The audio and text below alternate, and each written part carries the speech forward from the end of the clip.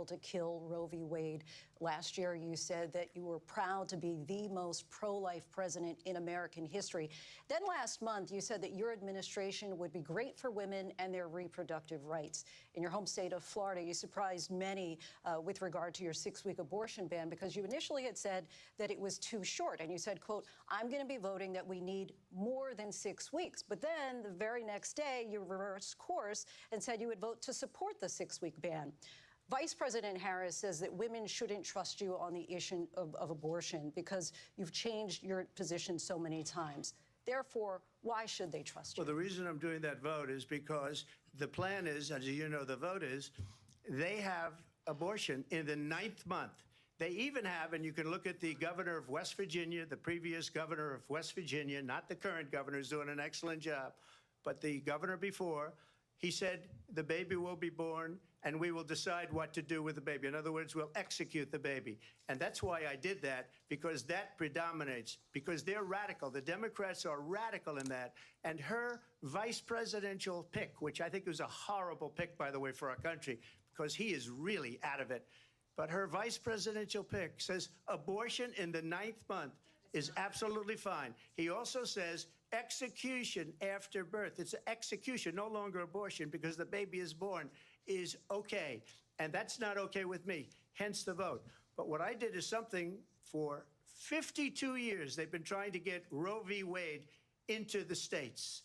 And through the genius and heart and strength of 6 Supreme Court justices, we were able to do that. Now, I believe in the exceptions for rape, incest, and life of the mother. I believe strongly in it. Ronald Reagan did also.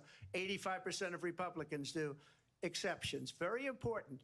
But we were able to get it, and now states are voting on it. And for the first time, you're going to see, look, this is an issue that's torn our country apart for 52 years. Every legal scholar, every Democrat, every Republican, liberal, conservative, they all wanted this issue to be brought back to the states where the people could vote. And that's what happened. Now, Ohio, the vote was somewhat liberal. Kansas, the vote was somewhat liberal, much more liberal than people would have thought. But each individual state is voting. It's the vote of the people now. It's not tied up in the federal government.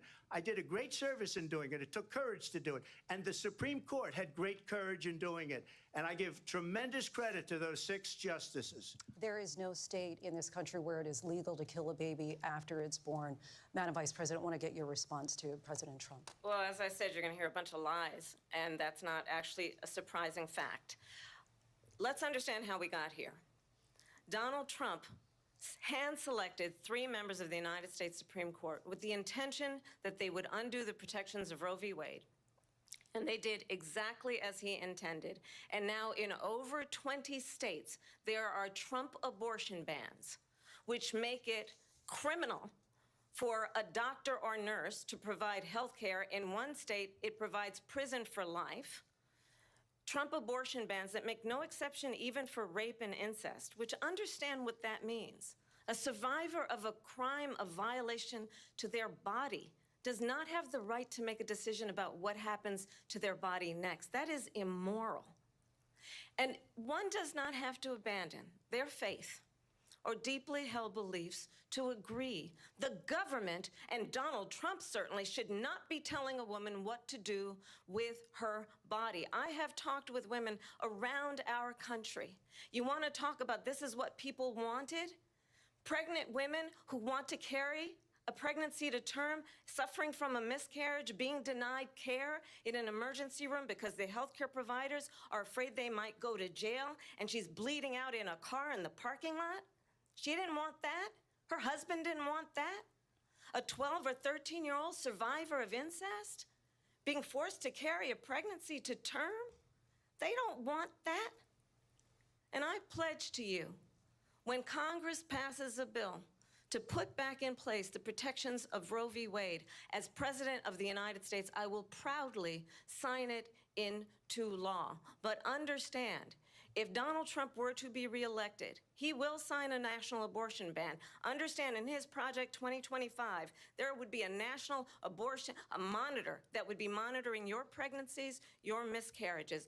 I think the American people believe that certain freedoms, in particular the freedom to make decisions about one's own body, should not be made by the government. Thank you, Vice President Harris. Well, there she goes again. It's a lie.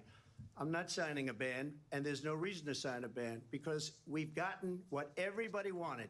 Democrats, Republicans, and everybody else, and every legal scholar wanted it to be brought back into the states, and the states are voting. And it may take a little time, but for 52 years, this issue has torn our country apart, and they've wanted it back in the states. And I did something that nobody thought was possible. The states are now voting. What she says is an absolute lie. And as far as the abortion ban, no, I'm not in favor of abortion ban, but it doesn't matter because this issue has now been taken over by the states. Would you veto a national abortion ban if it came to your desk? Well, I won't have to because, again, two things. Number one, she said she'll go back to Congress. She'll never get the vote. It's impossible for her to get the vote, especially now with the 50-50 and essentially 50-50 in both Senate and the House. She's not going to get the vote. She can't get the vote. She won't even come close to it. So it's just talk. You know what it reminds me of? When they said they're going to get student loans terminated, and it ended up being a total catastrophe. The student loans, and then her, I think probably her boss, if you call him a boss, he spends all his time on the beach. But look, her boss went out and said, we'll do it again. We'll do it a different way. And he went out, got rejected again by the Supreme Court. So all these students got taunted with this whole thing about this whole idea. And how unfair that would have been, part of the reason they lost, to the millions and millions of people that had to pay off their student loans. They didn't get it for free. But they were saying it's the same way that they talked about that they talk about abortion. But if I could just get a yes or no, because your running mate, J.D. Vance, has said that you would veto it if it did come to your desk. Well, I didn't discuss it with J.D. In all fairness, J.D., and I don't mind if he has a certain view, but I think he was speaking for me, but I really didn't.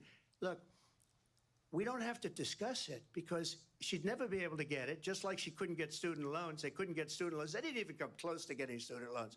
They taunted young people and a lot of other people that had loans. They can never get this approved. So it doesn't matter what she says about going to Congress. So wonderful. Let's go to Congress. Do it. But the fact is that for years, they wanted to get it out of Congress and out of the federal government. And we did something that everybody said couldn't be done. And now you have a vote of the people on abortion. Vice President Harris, I want to give you your time to respond. But I do want to ask, would you support any restrictions on a woman's right to an abortion? I absolutely support reinstating the protections of Roe v. Wade. And as you rightly mentioned, nowhere in America is a woman carrying a pregnancy to term and asking for an abortion. That is not happening. It's insulting to the women of America. And understand what has been happening under Donald Trump's abortion bans. Couples who pray and dream of having a family are being denied IVF treatments. What is happening in our country? Working people, working women who are working 1 or 2 jobs, who can barely afford childcare as it is, have to travel to another state to get on a plane sitting next to strangers to go and get the health care she needs, barely can afford to do it, and what you are putting her through is unconscionable. And the people of America have not, the majority of Americans believe in a woman's right to make decisions about her own body, and that is why in every state where this issue has been on the ballot, in red and blue states both, the people of America have voted for freedom. Vice President Harris, Excuse me, I have to respond. Another lie. It's another lie. I have been a leader on IVF, which is fertilization. The IVF, I have been a leader. In fact, when they got a very negative decision on IVF from the Alabama courts, I saw the people of Alabama and the legislature 2 days later voted it in. I've been a leader on it. They know that, and everybody else knows it. I have been a leader on fertilization, IVF. And the other thing, you should ask, will she allow abortion in the 8th month, 9th month, 7th month? Come on. Okay, would you do that? Why don't you ask her that question? Why don't you answer the question? Would you because veto? Under Roe v. Wade, Answer the question, would you veto? you could do abortions in the 7th month, the 8th month, the ninth That's month, not true. and probably after birth. Just look at the governor, former governor of Virginia. The governor of Virginia said, we put the baby aside, and then we determine what we want to do with the baby. President Trump, thank you. We're going to turn now to immigration and border security. We know it's an issue that's important to Republicans, Democrats, voters across the board in this country. Vice President Harris, you were tasked by President Biden with getting to the root causes of migration from Central America. We know that illegal border crossings reached a record high in the Biden administration. This past June, President Biden imposed tough new asylum restrictions. We know the numbers since then have dropped significantly. But my question to you tonight is, why did the administration wait until 6 months before the election to act? And would you have done anything differently from President Biden on this? So I'm the only person on this stage who has prosecuted transnational criminal organizations for the trafficking of guns, drugs, and human beings. And let me say that the United States Congress, including some of the most conservative members of the United States Senate, came up with a border security bill which I supported. And that bill would have put 1,500 more border agents on the border to help those folks who are working there right now overtime trying to do their job. It would have allowed us to stem the flow of fentanyl coming into the United States. I know there are so many families watching tonight who have been personally affected by the surge of fentanyl in our country. That bill would have put more resources to allow us to prosecute transnational criminal organizations for trafficking in guns, drugs, and human beings. But you know what happened to that bill? Donald Trump got on the phone, called up some folks in Congress, and said, kill the bill. And you know why? Because he'd prefer to run on a problem instead of fixing a problem.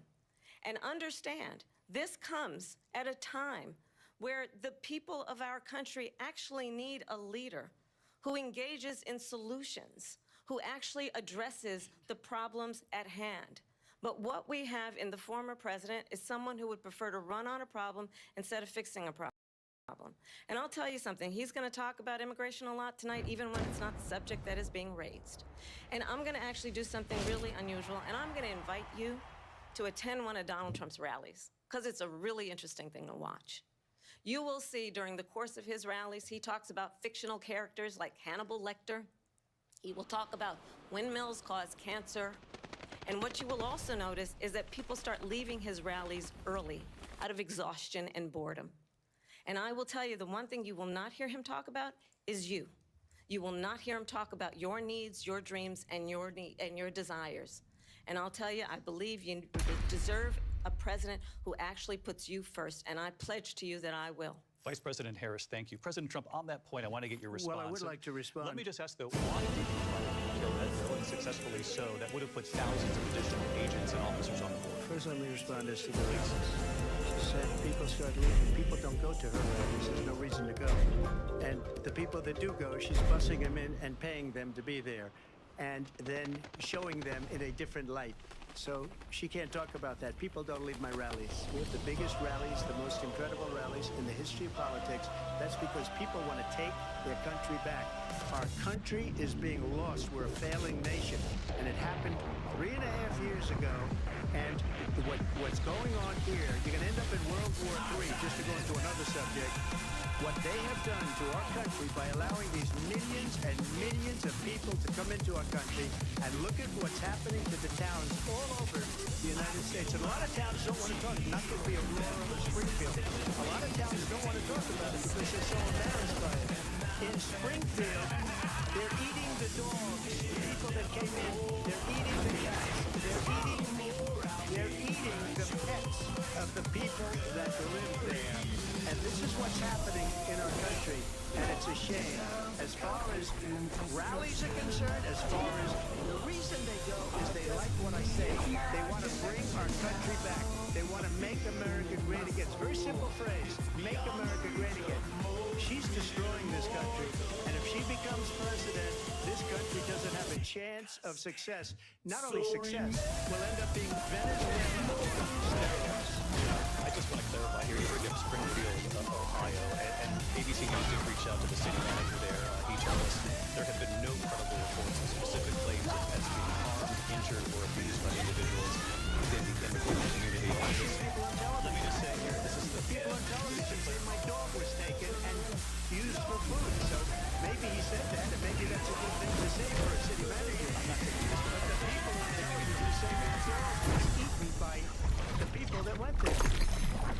Springfield city manager says there's no evidence of that. Vice President Harris, I'll let you respond to the rest of what you've heard. You talk about extreme. You know, this is, I think, one of the reasons why in this election I actually have the endorsement of 200 Republicans who have formally worked with President Bush, Mitt Romney, and John McCain, including the endorsement of former Vice President Dick Cheney and Congressmember Liz Cheney. And if you want to really know the inside track on who the former president is, if he didn't make it clear already, just ask people who have worked with him. His former chief of staff, a four-star general, has said he has contempt for the Constitution of the United States. His former national security advisor has said he is dangerous and unfit. His former Secretary of Defense has said the nation, the Republic, would never survive another Trump term. And when we listen to this kind of rhetoric, when the issues that affect the American people are not being addressed, I think the choice is clear in this election. President Trump, I'll give you a quick minute to respond here. Thank you, because when I hear that, see, I'm a different kind of a person. I fired most of those people. Not so graciously. They did bad things or a bad job. I fired them. They never fired one person. They didn't fire anybody having to do with Afghanistan and the Taliban and the 13 people whose were just killed, viciously and violently killed. And I got to know the parents and the family. They didn't fire. They should have fired all those generals, all those top people, because that was one of the most incompetently handled situations anybody has ever seen. So when somebody does a bad job, I fire him. And you take a guy like Esper, he was no good, I fired him. So he writes a book. Another one writes a book. Because with me, they can write books, but nobody else can. But they have done such a poor job, and they never look at the economy. Look at the inflation. And the same people. That's a good way not to have books written about it. I got more votes than any Republican in history by far. In fact, I got more votes than any president, sitting president in history by far. Let me continue on immigration. It was what you wanted to talk about earlier, so let's get back to your deportation proposal that the vice president has reacted to as well. President Trump, you call this the largest domestic deportation operation in the history of our country. You say you would use the National Guard. You say if things get out of control, you'd have no problem using the military. You also said you would use local police. How would you deport 11 million undocumented immigrants? I know you believe that number is much higher. Take us through this. What does this look like? Will authorities be going door to door in this country? It is much higher because of them. They allowed criminals, millions of criminals. They allowed terrorists. They allowed common street criminals. They allowed people to come in, drug dealers, to come into our country, and they're now in the United States and told by their countries like Venezuela, don't ever come back or we're going to kill you. You know that crime in Venezuela and crime in countries all over the world is way down. You know why? Because they've taken their criminals off the street and they've given them to her to put into our country. And this will be one of the greatest mistakes in history for them to allow. And I think they probably did it because they think they're going to get votes. But it's not worth it because they're destroying the fabric of our country by what they've done. There's never been anything done like this at all. They've destroyed the fabric of our country. Millions of people let in. And all over the world, crime is down. All over the world except here. Crime here is up and through the roof. Despite their fraudulent statements that they made, crime in this country is through the roof. And we have a new form of crime. It's called migrant crime. And it's happening at levels that nobody thought possible. President Trump, as you know, the FBI says overall violent crime is actually coming down in this country. But excuse me, the FBI defrauded. They were defrauding statements.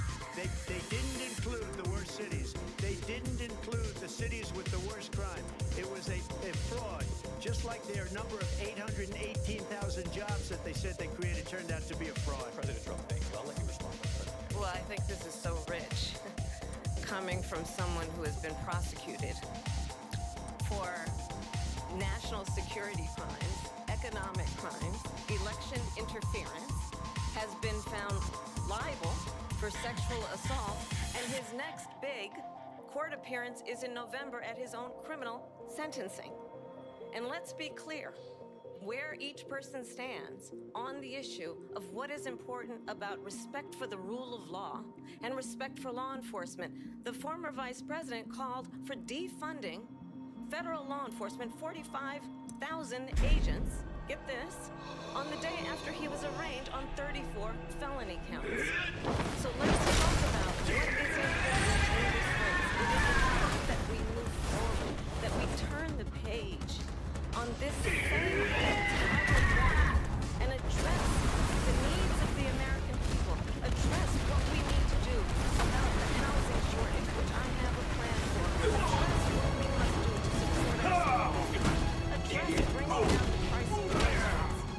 But frankly, the American people are exhausted with this same old tired playbook. Vice President Harris, thank you. Excuse me. Every one of those cases was started by them against their political opponent, and I'm winning most of them, and I will win the rest of the appeal. And you saw that with the decision that came down just recently from the Supreme Court.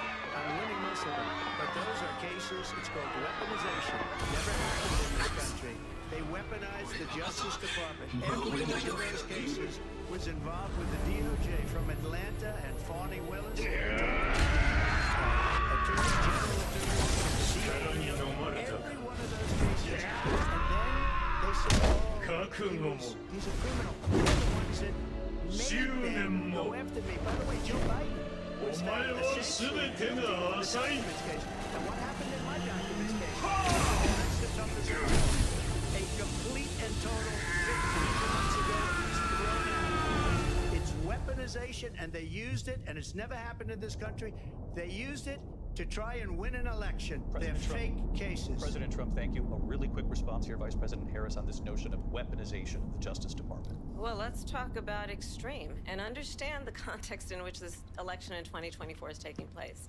The United States Supreme Court recently ruled that the former president would essentially be immune from any misconduct if he were to enter the White House again.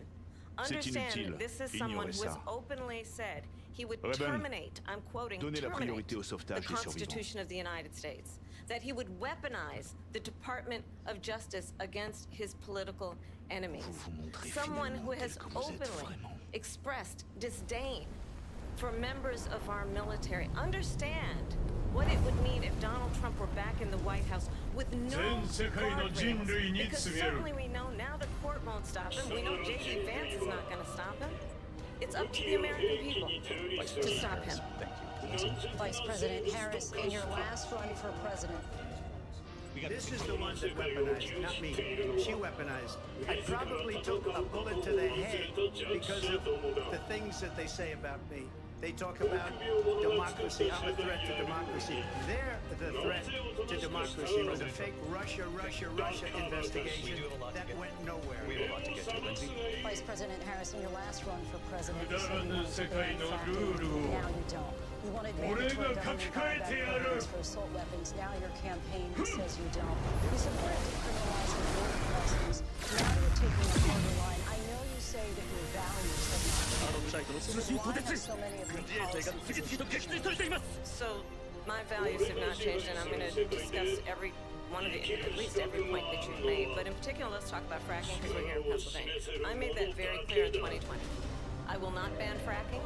I have not banned fracking as Vice President of the United States, and in fact, I was the tie-breaking vote on the Inflation Reduction Act, which opened cases for fracking. My position is that we have got to invest in diverse sources of energy so we reduce our reliance on foreign oil. We have had the largest increase in domestic oil production in history because of an approach that recognizes that we cannot over-rely on foreign oil. As it relates to my values, let me tell you, I grew up a middle-class kid raised by a hardworking mother who worked and saved and was able to buy our first home when I was a teenager. The values I bring to the importance of home ownership, knowing not everybody got handed $400 million on a silver platter and then filed bankruptcy 6 times, is a value that I bring to my work to say we are going to work with the private sector and home builders to increase 3 million homes, increase by 3 million homes by the end of my first term. My work that is related to having a friend when I was in high school who was sexually assaulted by her stepfather. And my focus then on protecting women and children from violent crime is based on a value that is deeply grounded in the importance of standing up for those who are most vulnerable. My work that is about protecting Social Security and Medicare is based on long-standing work that I have done, protecting seniors from scams. My values have not changed. And what is important is that there is a president who actually brings values and a perspective that is about lifting people up and not beating people down. And name-calling. The true measure of the leader is the leader who actually understands the strength is not in beating people down, it's in lifting people up. I intend to be that president. President Trump, your Well, first of all, I wasn't given $400 million. I wish I was. My father was a Brooklyn builder, Brooklyn, Queens, and a great father, and I learned a lot from him. But I was given a fraction of that, a tiny fraction, and I built it into many, many billions of dollars, many, many billions. And when people see it, they are even surprised. So we don't have to talk about that. Fracking, she's been against it for 12 years. Defund the police, she's been against that forever. She gave all that stuff up very wrongly, very horribly, and everybody's laughing at it, okay? They're all laughing at it. She gave up at least 12 and probably 14 or 15 different policies. Like, she was big on defund the police. In Minnesota, she went out, wait a minute, I'm talking now, if you don't mind, please. Does that sound familiar? She went out in Minnesota and wanted to let criminals that killed people, that burned down Minneapolis, she went out and raised money to get them out of jail. She did things that nobody would ever think of. Now she wants to do transgender operations on illegal aliens that are in prison. This is a radical left liberal that would do this. She wants to confiscate your guns, and she will never allow fracking in Pennsylvania. If she won the election, fracking in Pennsylvania will end on day one. Just to finish one thing, so important in my opinion. So I got the oil business going like nobody has ever done before.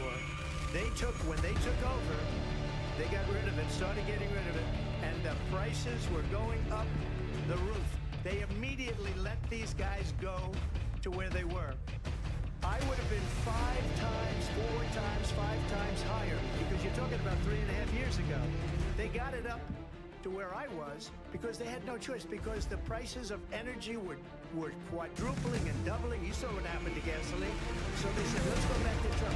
But if she won the election, the day after that election, they'll go back to destroying our country, and oil will be dead, fossil fuel will be dead. We'll go back to windmills, and we'll go back to solar, where they need a whole desert to get some energy to come out. You ever see a solar plant? By the way, I'm a big fan of solar, but they take 400, 500 acres of desert President soil. Trump, we have a These lot are of not good issues things that for we the have to get environment to. that We're she out of time. understands. Thank you.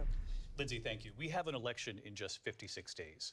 And I want to talk about the peaceful transfer of power, which, of course, we all know is a cornerstone of our democracy, and the role of a president in a moment of crisis. Mr. President, on January 6th, you told your supporters to march to the Capitol. You said you would be right there with them. The country and the world saw what played out at the Capitol that day, the officers coming under attack. Aides in the West Wing say you watched it unfold on television off the Oval Office. You did send out tweets, but it was more than 2 hours before you sent out that video message telling your supporters to go home. Is there anything you regret about what you did on that day? You just said a thing that isn't covered. Peacefully and patriotically, I said during my speech, not later on. Peacefully and patriotically. And nobody on the other side was killed. Ashley Babbitt was shot by an out-of-control police officer that should have never, ever shot her. It's a disgrace. But we didn't do this group of people that have been treated so badly. I ask, what about all the people that are pouring into our country and killing people that she allowed to pour in? She was the border czar, remember that. She was the border czar. She doesn't want to be called the border czar because she's embarrassed by the border. In fact, she said at the beginning, Oh, I'm surprised you're not talking Jin about the no border yet. That's because she knows what a bad job they've done. What about those people? When are they going to be prosecuted? When are these people from countries all over the world, not just South America, they're coming in from all over the world, David, all over the world, and crime rates are down all over the world because of it. But let me just when are those, David, when are those people going to be prosecuted? When are the people that burned down Minneapolis going to be prosecuted? Or in Seattle? They went into Seattle, they took over a big percentage of the city of Seattle. When are those people going to be prosecuted? But let me just ask You might ask her that question. You were the president. You were watching it unfold on television. It's a very simple question as we move forward toward another election. Is there anything you regret about what you did on that day? Yes or no? I had nothing to do with that other than they asked me to make a speech. I showed up for a speech. I said, I think it's going to be big. I went to Nancy Pelosi and the mayor of Washington, D.C., and the mayor put it back in writing, as you know. I said, you know, this is going to be a very big rally or whatever you want to call it. And again, it wasn't done by me. It was done by others. I said, I'd like to give you 10,000 National Guard or soldiers. They rejected me. Nancy Pelosi rejected me. It was just 2 weeks ago. Her daughter has a tape of her saying she is fully responsible for what happened. They want to get rid of that tape. It would have never happened if Nancy Pelosi and the mayor of Washington did their jobs. I wasn't responsible for security. Nancy Pelosi was responsible. She didn't do her job. The question was about you as president, not about former Speaker Pelosi, but I do want Vice President Harris to respond here. I was at the Capitol on January 6th. I was the vice president-elect. I was also an acting senator. I was there. And on that day, the President of the United States incited a violent mob to attack our nation's capital, to desecrate our nation's capital. On that day, 140 law enforcement officers were injured, and some died. デビルの力について調査依頼している有識者とは近々合流予定だ。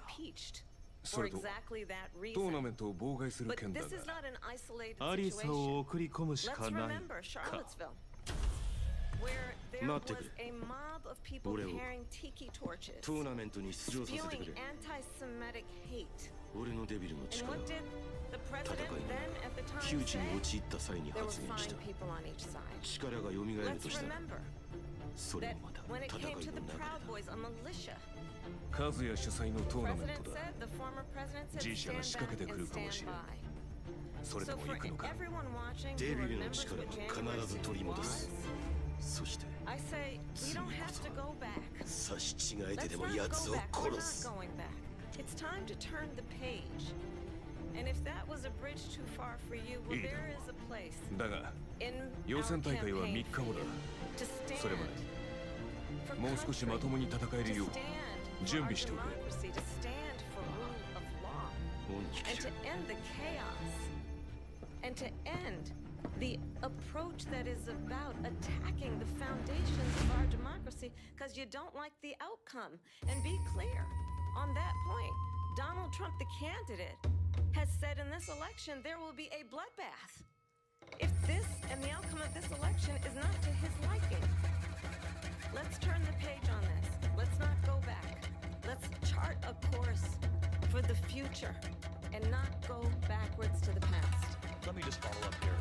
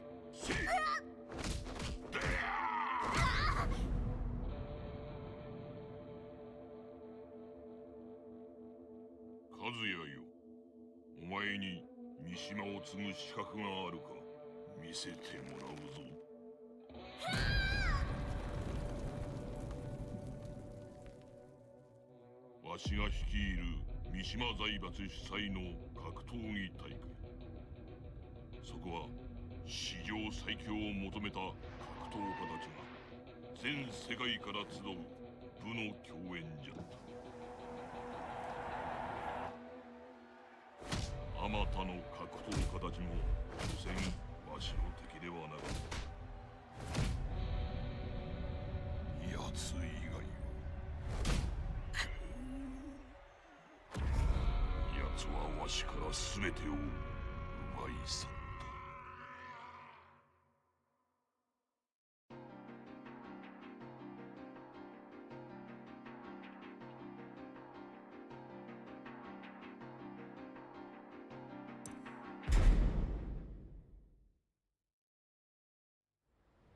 力こそ全てだ。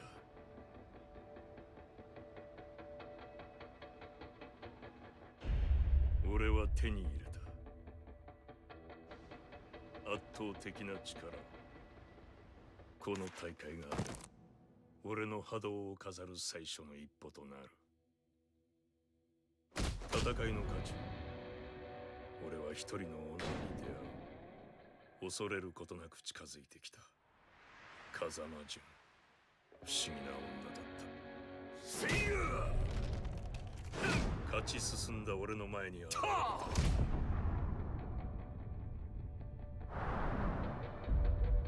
生きていたとは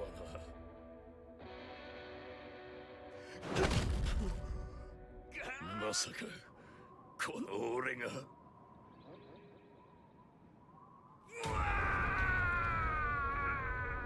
貴様は俺の手で必ず。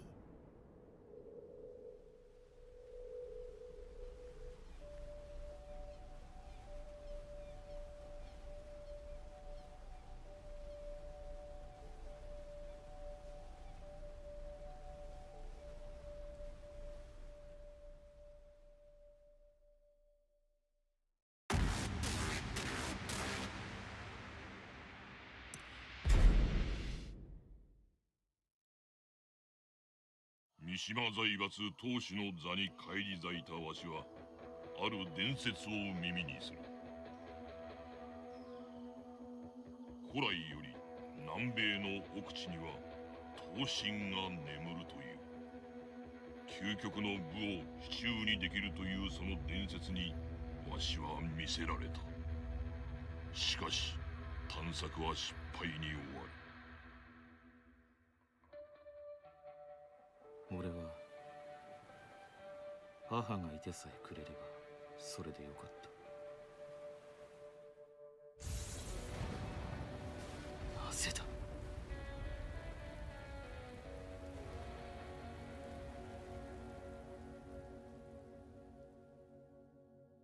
その頃俺は母の遺言に従い三島平八のもとに身を寄せていた。力だけを求めていた。圧倒的な力を。俺は平八に勧められるまま大会に参加した。そして奴は現れた。母の仇を前にした時、何かが俺の中で弾けた。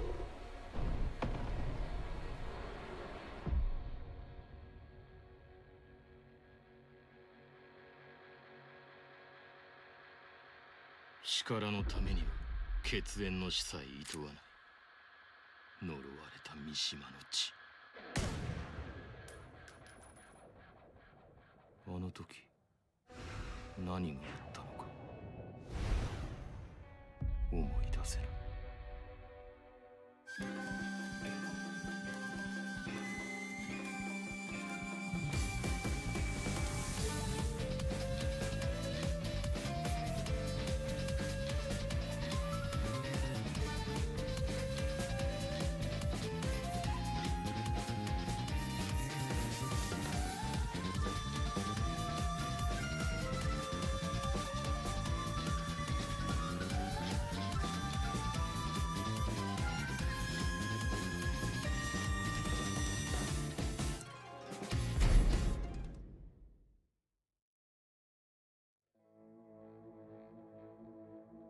ジンの行方を追っていたわしは一枚の写真を入手する。そこには全身に火傷を負った男の姿が映し出されておった。間違いない。この男は。写真の男が和也だと確信したわしは、遺体の行方を追っていくうちに G 社という新興企業に行き当たる。 G 社は入手した和也の遺体から遺伝子データを解析し、新たな人体を生み出そうとしておった。事実を知ったわしは鉄拳衆を率い G 社研究施設へと向かった。生きておったのか。奴を消せ。手段が問わん。まんまと取り逃がすとは。だが和也よ、三島財閥当主の座をかけたこの大会、無視することはできまい。舞台は整った。あとは。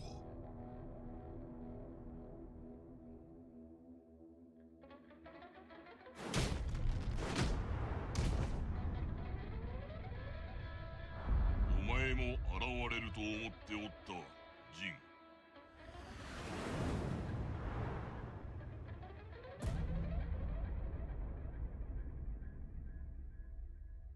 和也をしのぐほどのその力、わしがもらう。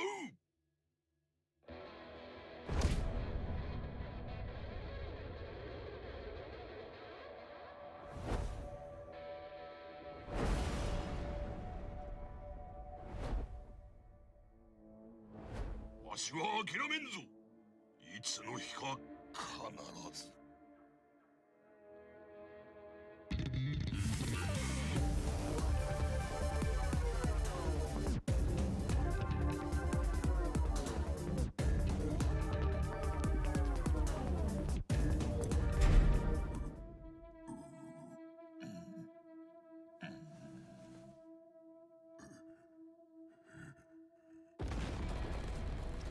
何者じゃ、貴様だ。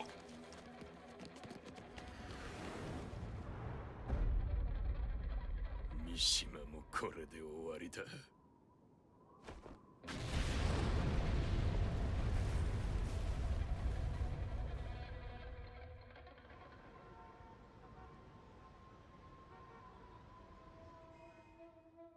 その頃俺は、あの時俺の中で何かが。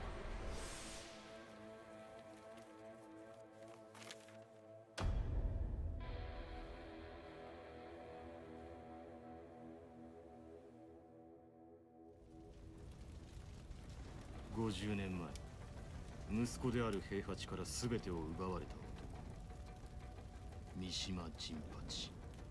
かつて最強の剣士と呼ばれた男に俺は勝った。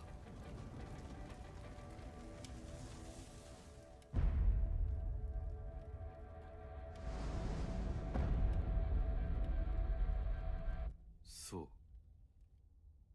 力こそ全てだ。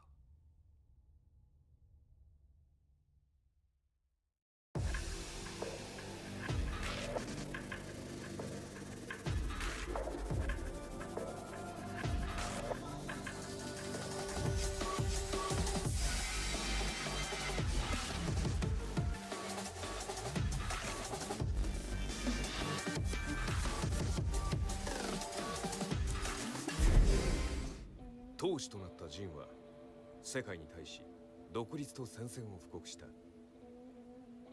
ジンは言う。圧倒的な力で全てを終わりにすると。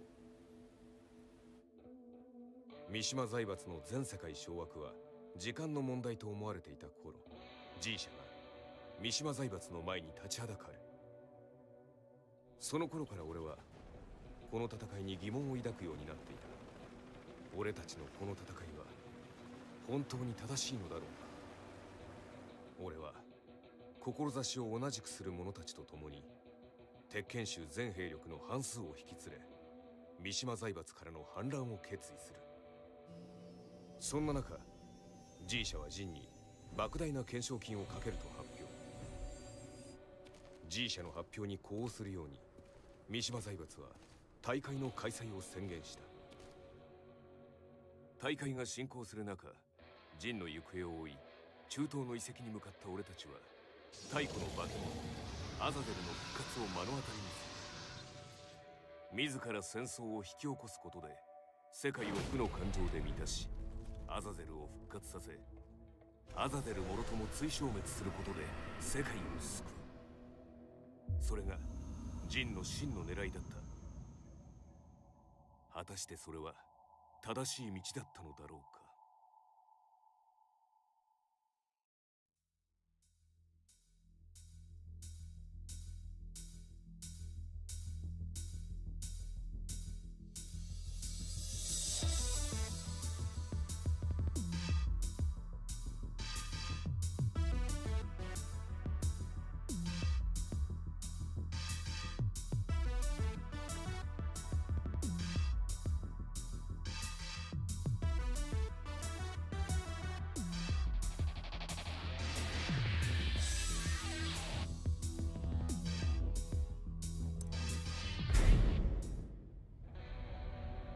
消息不明となったジンに代わり三島財閥の当主に返り咲いた平八はデビルの力を持つ和也をおびき出すためザ・キング・オブ・アイアンフィストトーナメントの開催を宣言する。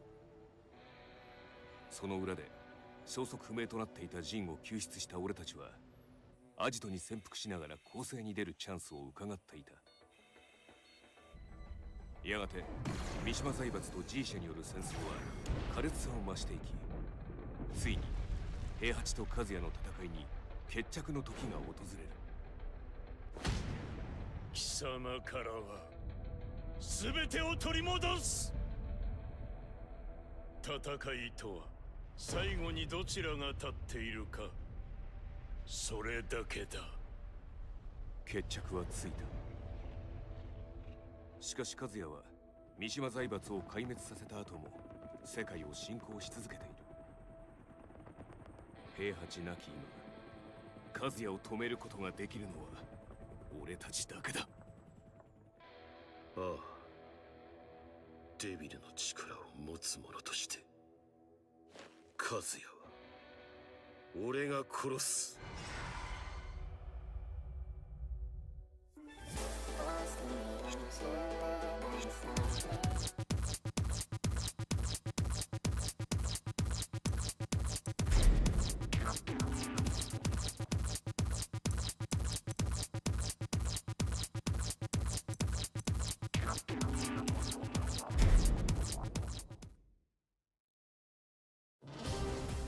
Personal security specialist Shaheen received a request from a Monaco oil magnate to secretly protect his daughter from assassins sent by G Corporation. The organization was well known by him. He suspected their involvement in the death of the friend who bequeathed him his sword. Just then, his client said she was joining the King of Iron Fist tournament held by G Corp's adversary, the Mishima Zaibatsu. Shaheen decided that he too would join the tournament and headed to the arena with the sword of his late friend. فلتحذر جي كوربوريشن الآن. لن أسمح لكم بالهرب بذلك بعد الآن.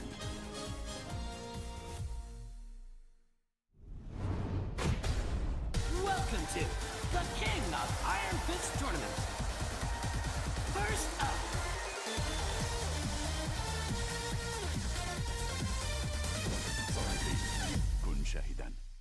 Get ready for the next battle. أنت خطر ويجب تولي أمرك.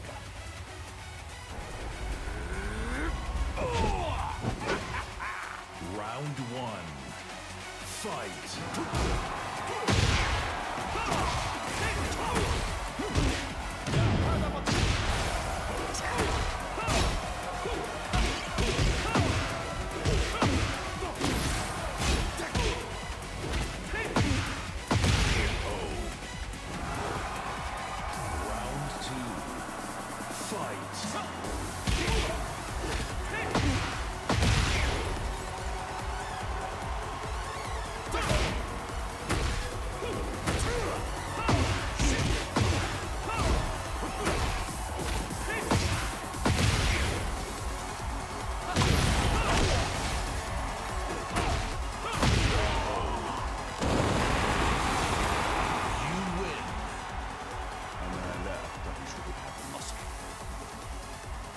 Get ready for the next battle.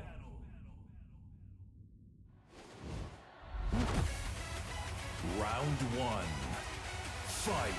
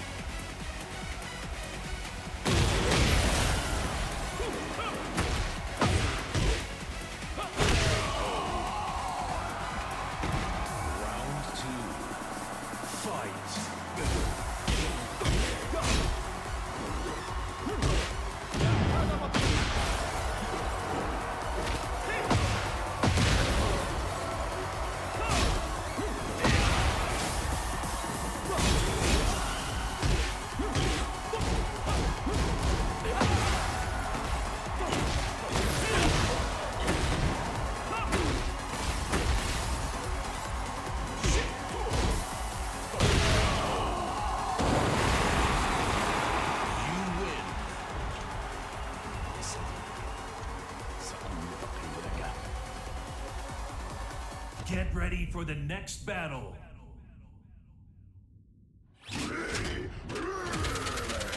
Round one. Fight.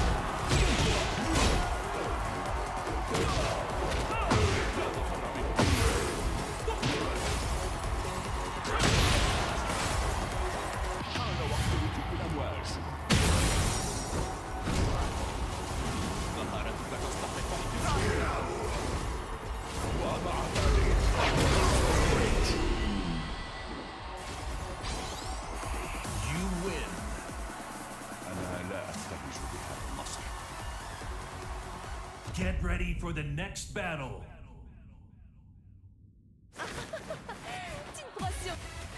هذه الشابة تبدو مشرسة. Round one. Fight.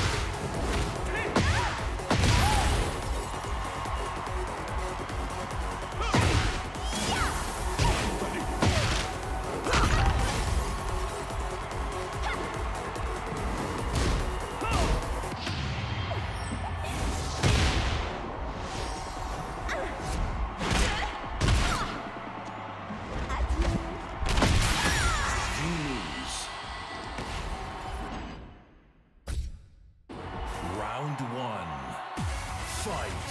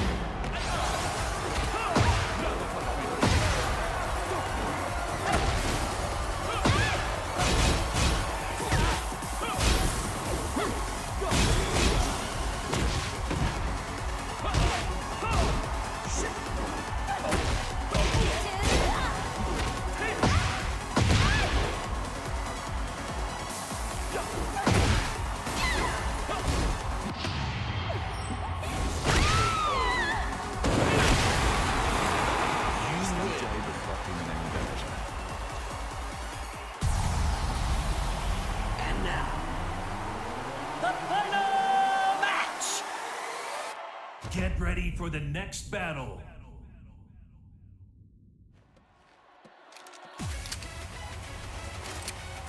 Your luck has run out. إذا أنتم القاتلة التي أرسلتها جي كوربوريشن. Round 1. Fight!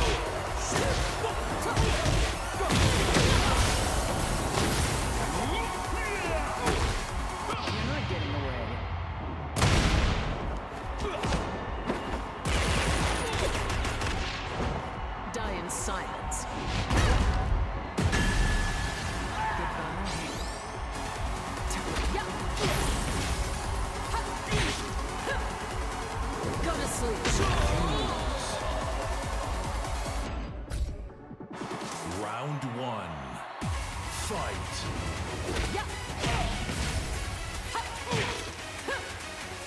Go to sleep.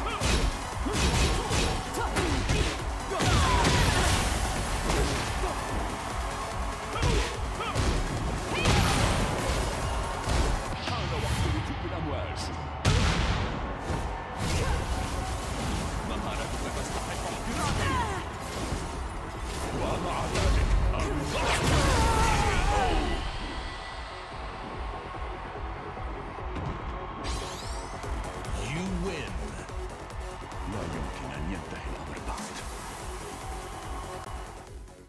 You are the champion!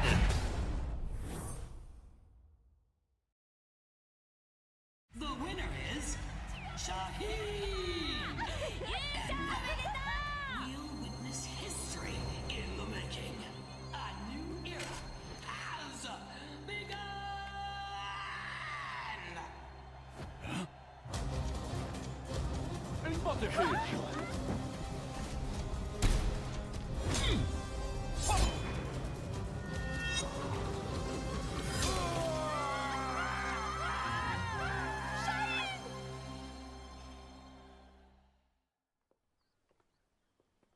J'ai eu tellement peur quand tu as surgi de nulle part. Je ne pensais quand même pas être prise pour cible ici. 身を挺してこいつを守ったんやろ。いやー、かっこよかったわ。こうやったかな。いや、こうか。 Un grand pan de la G-Corporation a été arrêté. La personne qui t'a confié l'épée peut reposer en paix.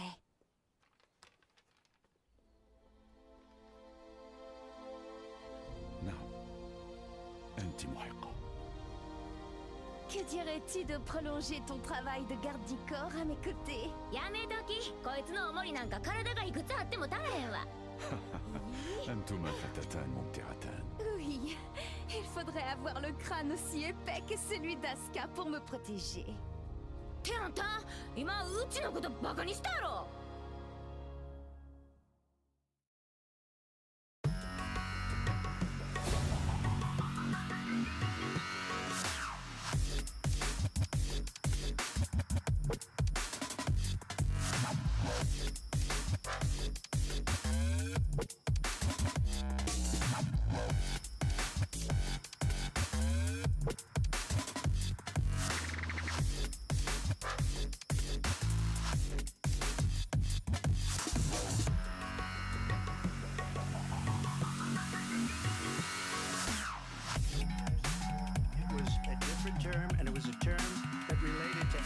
Because they have destroyed our energy business. That was where Bloodbath was. Also, on Charlottesville, that story has been, as you would say, debunked. Laura Ing, Sean, Jesse, all of these people, they covered it. If they go an extra sentence, they was debunked in newspaper, but they still bring it up just like they bring 25 up. They bring all of this up. I asked you to talk about capital. Why are we allowing these many people to come through on the southern border? He's not doing anything. And I would be very proud to do it. I would say we would both leave this debate right now. I'd like to see her go down to Washington, D.C. during this debate because we're wasting a lot of time. Go down to, because she's been so bad, it's so ridiculous. Go down to Washington, D.C. and let her sign a bill to close up the border because they have the right to do it. They don't need bills. They have the right to do it. The President of the United States, you'll get him out of bed, you'll wake him up at 4 o'clock in the afternoon and you'll say, come on down to the office, let's sign a bill. If he signs a bill that the border is closed, all he has to do is say it to the Border Patrol, who are phenomenal. If they do that, the border is closed. Mr. Those President, people are killing many people, unlike J6. We talked immigration here tonight. I do want to focus on this next issue of both of you because it really brings us this into focus, truth in these times that we're living in. Mr. President, for 3.5 years after you lost the 2020 election, you repeatedly falsely claimed that you won, many times saying you won in a landslide. In the past couple of weeks leading up to this debate, you have said, quote, you lost by a whisker, that you, quote, didn't quite make it, that you came up a little bit short. Are you now acknowledging that you lost in 2020? No, I don't acknowledge that at all. But I you said did that say sarcastically, you know that. It was said, oh, we lost by a whisker. That was said sarcastically. Look, there's so much proof. All you have to do is look at it. And they should have sent it back to the legislatures for approval. I got almost 75 million votes, the most votes any sitting president has ever gotten. I was told if I got 63, which was what I got in 2016, you can't be beaten. The election, people should never be thinking about an election as fraudulent. We need two things. We need walls, and we have to have it. We have to have borders, and we have to have good elections. Our elections are bad. And a lot of these illegal immigrants coming in, they're trying to get them to vote. They can't even speak English. They don't even know what country they're in practically. And these people are trying to get them to vote. And that's why they're allowing them to come into our country. I did watch all of these pieces of video. I didn't detect the sarcasm, lost by a whisker. We didn't quite make it. And we should just point out here as clarification, and you know this, you and your allies, 60 cases in front of many judges, many of them No judge Republican, looked at it. and said They there was said no we didn't have widespread standing. fraud. That's the other thing. They said we didn't have standing, a technicality. Can you imagine a system where a person in an election doesn't have standing? The president of the United States doesn't have standing. That's how we lost. If you look at the facts, and I'd love to have you'll do a special on it. I'll show you Georgia, and I'll show you Wisconsin, and I'll show you Pennsylvania, and I'll show you. We have so many facts and statistics, but you know what? That doesn't matter, because we have to solve the problem that we have right now. That's old news. And the problem that we have right now is we have a nation in decline, and they have put it into decline. We have a nation that is dying, David. Mr. President, thank you. Vice President Harris, you heard the president there tonight. He said he didn't say that he lost by a whisker. So he still believes he did not lose the election that was won by President Biden and yourself. But I do want to ask you about something that's come up in the last couple of days. This was a post from President Trump about this upcoming election just weeks away. He said, when I win, those people who cheated, and then he lists donors, voters, election officials, he says will be prosecuted to the fullest extent of the law, which will include long-term prison sentences. One of your campaign's top lawyers responded saying, we won't let Donald Trump intimidate us. We won't let him suppress the vote. Is that what you believe he's trying to do here?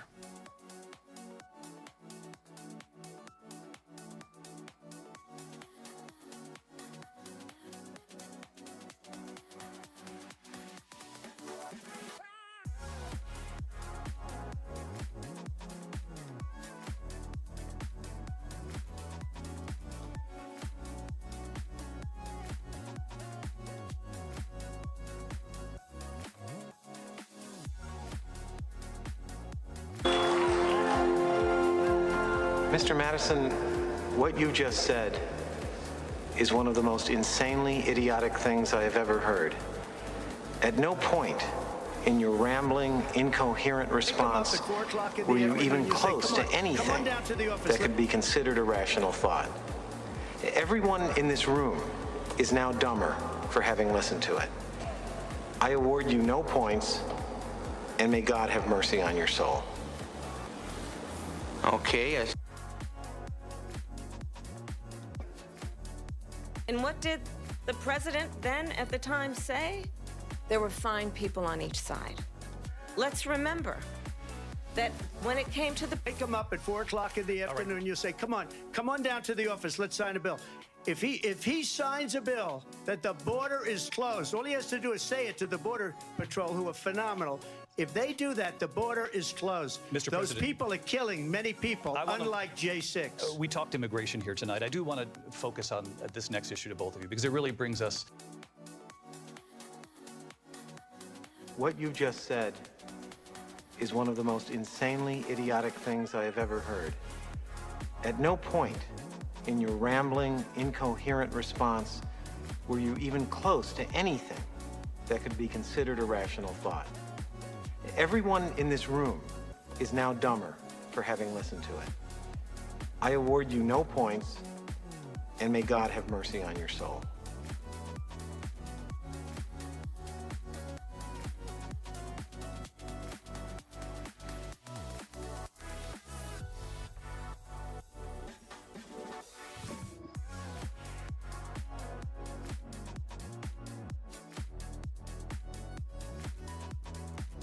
This into focus, truth in these times that we're living in. Mr. President, for 3.5 years after you lost the 2020 election, you repeatedly falsely claimed that you won, many times saying you won in a landslide. In the past couple of weeks leading up to this debate, you have said, quote, you lost by a whisker, that you, quote, didn't quite make it, that you came up a little bit short. I said that? Are you now acknowledging that you lost in 2020? No, I don't acknowledge that at all. But I you said did that say sarcastically. You know that. It was said, oh, we lost by a whisker. That was said sarcastically. Look, There's so much proof. All you have to do is look at it. And they should have sent it back to the legislatures for approval. I got almost 75 million votes, the most votes any sitting president has ever gotten. I was told if I got 63, which was what I got in 2016, you can't be beaten. The election, people should never be thinking about it. An election is fraudulent. We need two things. We need walls, and we have to have it. We have to have borders, and we have to have good elections. Our elections are bad. And a lot of these illegal immigrants coming in, they're trying to get them to vote. They can't even speak English. They don't even know what country they're in practically. And these people are trying to get them to vote. And that's why they're allowing them to come into our country. I did watch all of these pieces of video. I didn't detect the sarcasm, lost by a whisper. We didn't quite make it. And we should just point out here as clarification, and you know this, you and your allies, 60 cases in front of many judges, many of them No Republican. judge looked at it. And said they there was said no we didn't have widespread standing. fraud. That's the other thing. They said we didn't have standing, a technicality. Can you imagine a system where a person in an election doesn't have standing? The president of the United States doesn't have standing. That's how we lost. If you look at the facts, and I'd love to have you'll do a special on it. I'll show you Georgia, and I'll show you Wisconsin, and I'll show you Pennsylvania, and I'll show you. We have so many facts and statistics, but you know what? That doesn't matter, because we have to solve the problem that we have right now. That's old news. And the problem that we have right now is we have a nation in decline, and they have put it into decline. We have a nation that is dying, David. Mr. President, thank you. Vice President Harris, you heard the president there tonight. He said he didn't say that he lost by a whisker. So he still believes he did not lose the election that was won by President Biden and yourself. But I do want to ask you about something that's come up in the last couple of days. This was a post from President Trump about this upcoming election just weeks away. He said, when I win, those people who cheated, and then he lists donors, voters, election officials, he says will be prosecuted to the fullest extent of the law, which will include long-term prison sentences. One of your campaign's top lawyers responded saying, we won't let Donald Trump intimidate us. We won't let him suppress the vote. Is that what you believe he's trying to do here? Donald Trump was fired by 81 million people. So let's be clear about that. And clearly he is having a very difficult time processing that. But we cannot afford to have a president of the United States who attempts, as he did in the past, to upend the will of the voters in a free and fair election. And I'm going to tell you that I have traveled the world as Vice President of the United States, and world leaders are laughing at Donald Trump. I have talked with military leaders, some of whom worked with you, and they say you're a disgrace. And when you then talk in this way in a presidential debate and deny what over and over again are court cases you have lost because you did in fact lose that election, it leads one to believe that perhaps we do not have in the candidate to my right the temperament or the ability to not be confused about fact. That's deeply troubling, and the American people deserve better. I'll give you 1 minute to respond, Mr. President. Let me just say about world leaders. Viktor Orban, one of the most respected men, they call him a strong man. He's a tough person, smart. Prime Minister of Hungary. They said, why is the whole world blowing up? 3 years ago it wasn't. Why is it blowing up? He said, because you need Trump back as president. They were afraid of him. China was afraid, and I don't like to use the word afraid, but I'm just quoting him. China was afraid of him. North Korea was afraid of him. Look at what's going on with North Korea, by the way. He said Russia was afraid of him. I ended the Nord Stream 2 pipeline, and Biden put it back on day one, but he ended the XL pipeline. The XL pipeline in our country, he ended that. But he let the Russians build a pipeline going all over Europe and heading into Germany, the biggest pipeline in the world. Look, Viktor Orban said it. He said the most respected, most feared person is Donald Trump. We had no problems when Trump was president. But when this weak, pathetic man that you saw at a debate just a few months ago, that if he weren't in that debate, he'd be running instead of her. She got no votes. He got 14 million votes. What you did, you talk about a threat to democracy. He got 14 million votes, and they threw him out of office. And you know what? I'll give you a little secret. He hates her. He can't stand her. But he got 14 million votes. They threw him out. She got 0 votes. And when she ran, She was the first one to leave because she failed. And now she's running. I don't understand it, but Mr. I'm okay with it because your time is I up. think we're going to do very well. We've got a lot more to get to. Turning now to the Israel-Hamas war and the hostages who are still being held, Americans among them. Vice President Harris, in December, you said, quote, Israel has a right to defend itself, but you added, quote, it matters how, saying international humanitarian law must be respected. Israel must do more to protect innocent civilians. You said that 9 months ago. Now an estimated 40,000 Palestinians are dead. Nearly 100 hostages remain. Just last week, Prime Minister Benjamin Netanyahu said there's not a deal in the making. President Biden has not been able to break through the stalemate. How would you do it? Well, let's understand how we got here. On October 7, Hamas, a terrorist organization, slaughtered 1,200 Israelis. Many of them young people who were simply attending a concert. Women were horribly raped. And so absolutely, I said then, I say now, Israel has a right to defend itself. We would. And how it does so matters. Because it is also true, far too many innocent Palestinians have been killed. Children, mothers. What we know is that this war must end. It must end immediately, and the way it will end is we need a ceasefire deal and we need the hostages out. And so we will continue to work around the clock on that. Work around the clock, also understanding that we must chart a course for a two-state solution. And in that solution, there must be security for the Israeli people and Israel, and in equal measure for the Palestinians. But the one thing I will assure you always, I will always give Israel the ability to defend itself, in particular as it relates to Iran and any threat that Iran and its proxies pose to Israel. But we must have a two-state solution where we can rebuild Gaza, where the Palestinians have security, self-determination, and the dignity they so rightly deserve. President Trump, how would you negotiate with Netanyahu and also Hamas in order to get the hostages out and prevent the killing of more innocent civilians in Gaza? If I were president, it would have never started. If I were president, Russia would have never, ever, I know Putin very well, he would have never, and there was no threat of it either, by the way, for 4 years, have gone into Ukraine and killed millions of people when you add it up, far worse than people understand what's going on over there.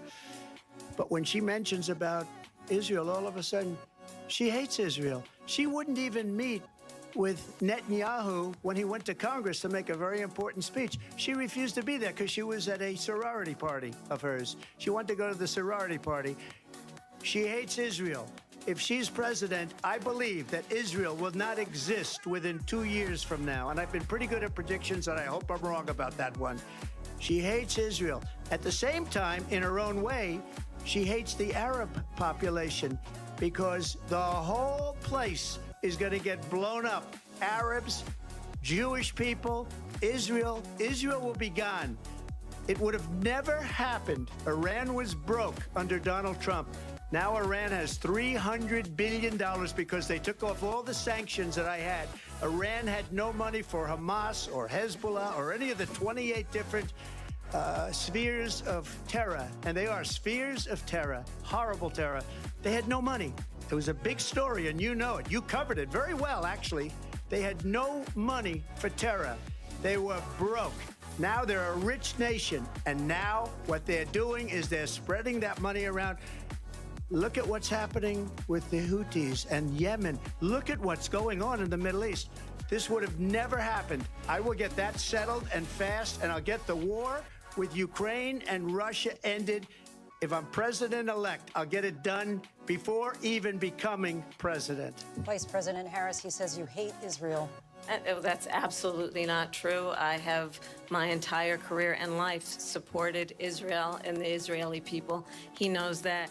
He's trying to, again, divide and distract from the reality, which is it is very well known that Donald Trump is weak and wrong on national security and foreign policy. It is well known that he admires dictators, wants to be a dictator on day one, according to himself. It is well known that he said of Putin that he can do whatever the hell he wants and go into Ukraine. It is well known that he said when Russia went into Ukraine, it was brilliant.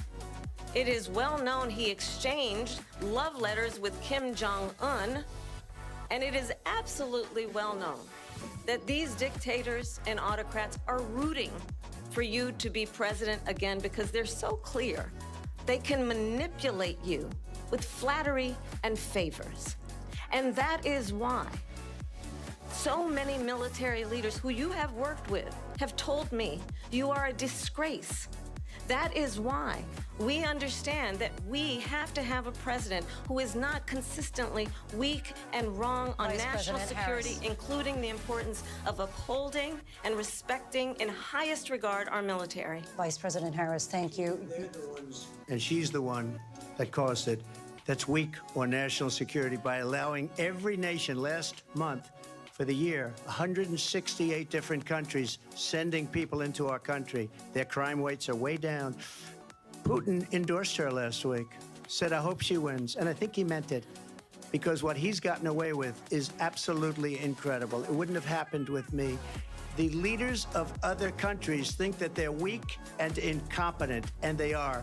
They're grossly incompetent. And I just ask one question.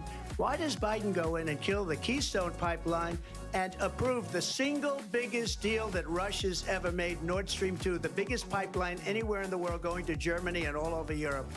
Because they're weak and they're ineffective.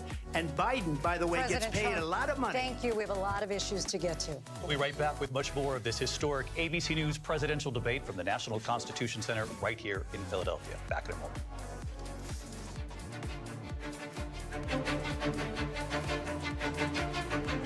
The ABC News presidential debate will continue after this.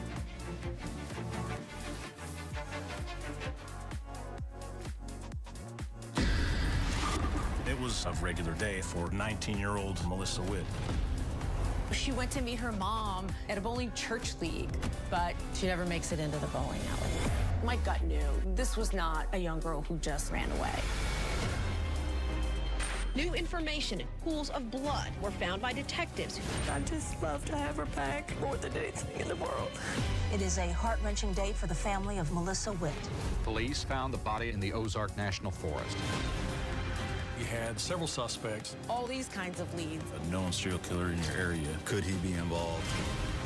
We're actually finding key evidence that could have slipped through the cracks.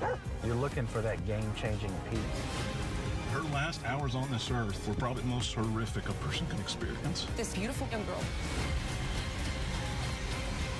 Police will find out what happened. At Wit's End, the hunt for a killer, only on Hulu.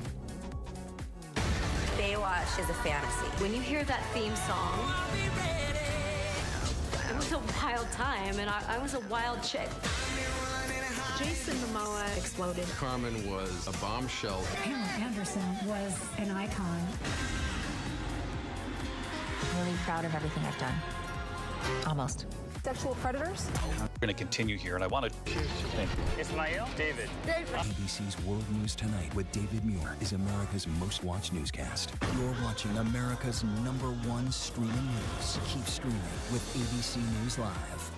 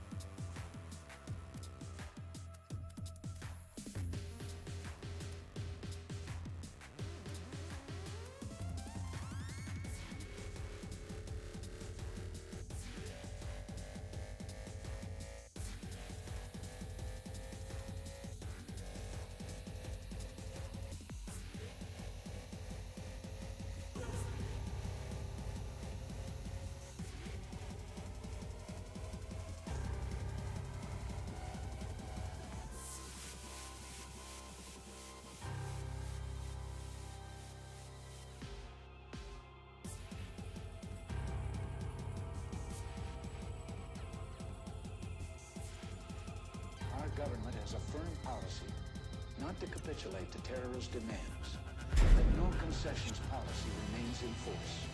In spite of the wildly speculated and false stories about arms for hostages and alleged ransom payments, we did not, repeat, did not trade weapons or anything else for hostages. The ballad of the bullet, some freedom or some bullshit. Will we ever do it big or just keep settling for little shit? We ain't gon' have it bread, but none of us are baby. All talk having green, but none of us on acres. None of us on acres, and none of us. Get ready for the next battle. People when our people need to eat, so it seems our people starve from lack of understanding. Cause all we seem to give them is فليبذل كل منا قصارى جهده. Round one. Fight.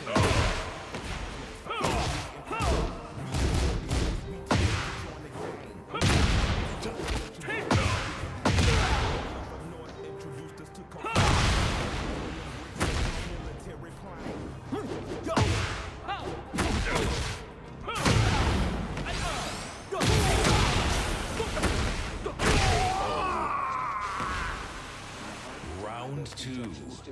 Fight.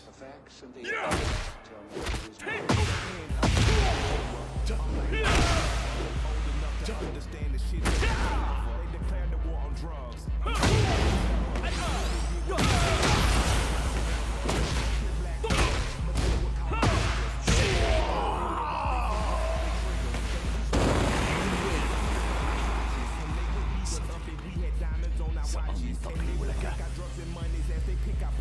I guess that's the privilege of policing for some profit. But thanks to Reaganomics, prison turned to profit. Cause free labor's the cornerstone of U.S. economics. Cause slavery was abolished unless you are in prison. You think I ambush it and then read the 13th Amendment. Involuntary servitude and slavery it prohibits. Get ready for the next battle.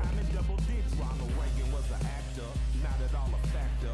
Just an employee of the country's real masters. Just like the Bushes, Clinton and Obama, just another talking head telling Round one. Fight.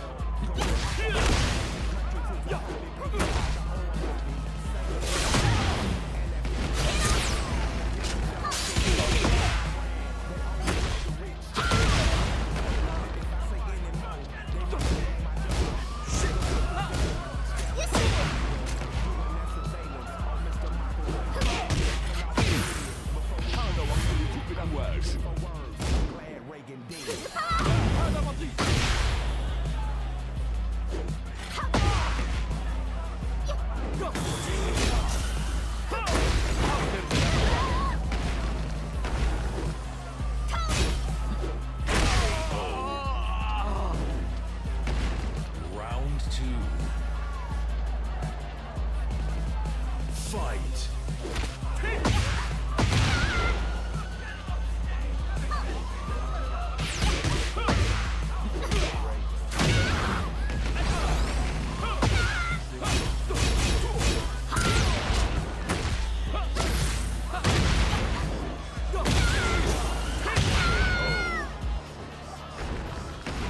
Final round. Fight. لا مفر منه.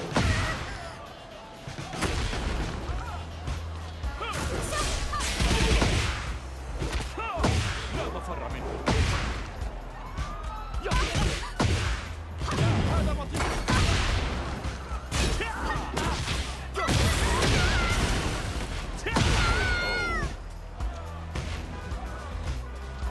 You win. معرفة الحقيقة.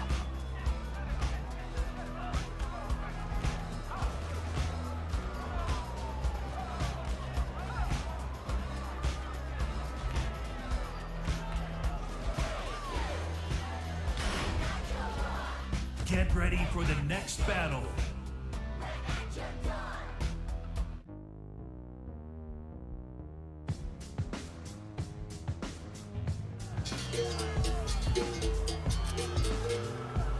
Você vai ver o melhor da capoeira. Round one. Fight.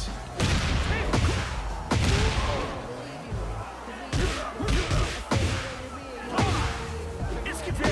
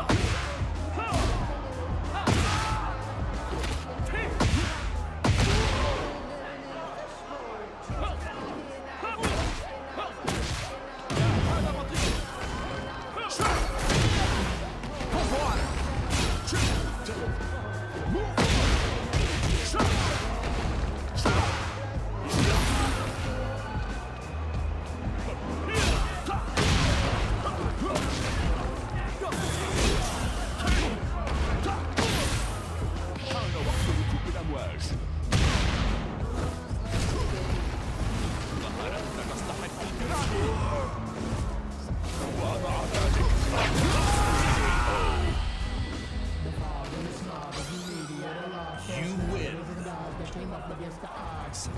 We not just nigga rappers with the bars. It's kismet that we conflict with the stars.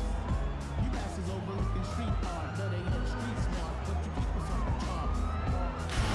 Your numbers and your stats. Get ready for the next battle. About true competition. Just like the AO picture on there talking about he hitting. The only one who's hitting are the ones that's currently spitting. We got your Missy smitten, rubbing on a little kitten. Giving up the world is equal for women. Boy, I tell you that's vision. Round one. Fight.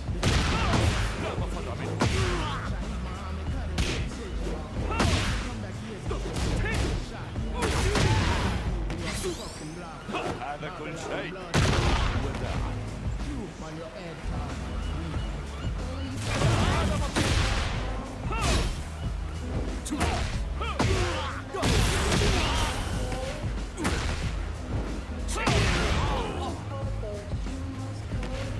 Round two. Fight. لا مفر منه.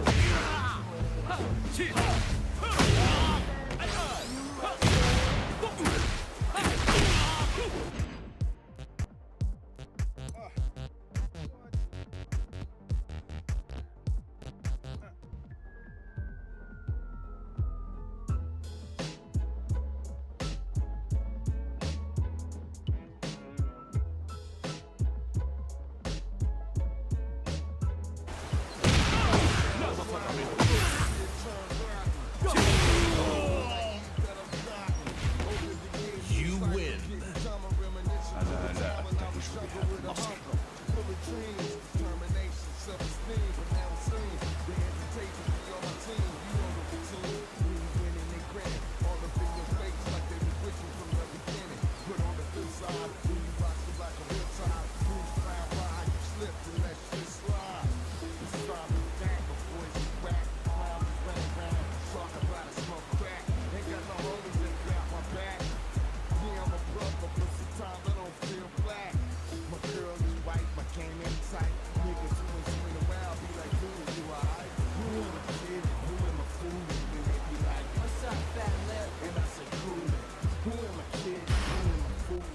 Get ready for the next battle. And I say coolin'.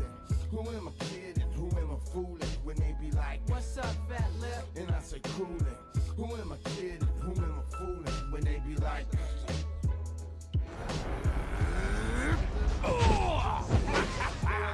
Round one. Fight.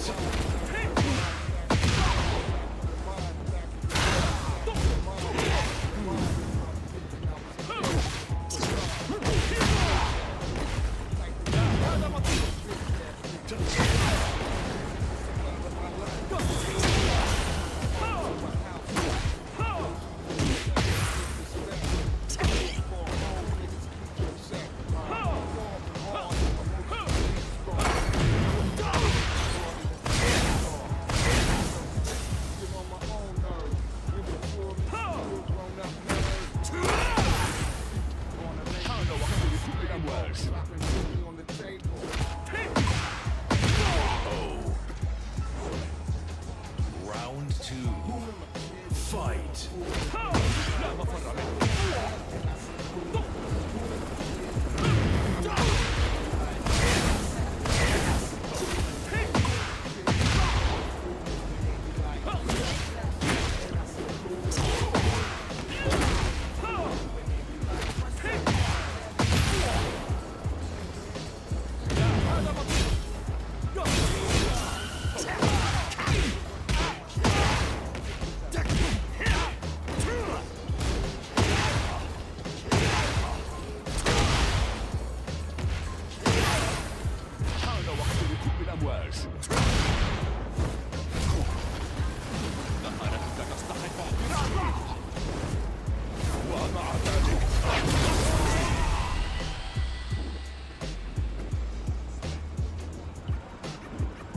Great.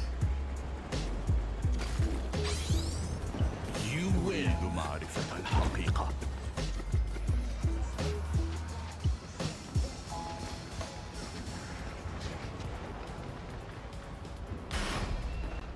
Get ready for the next battle.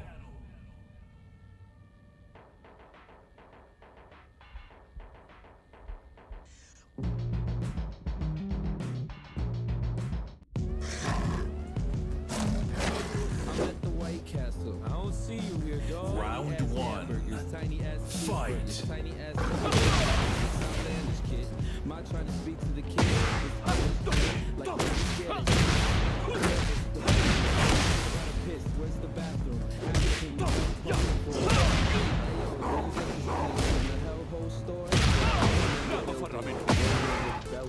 Ask the bell rings.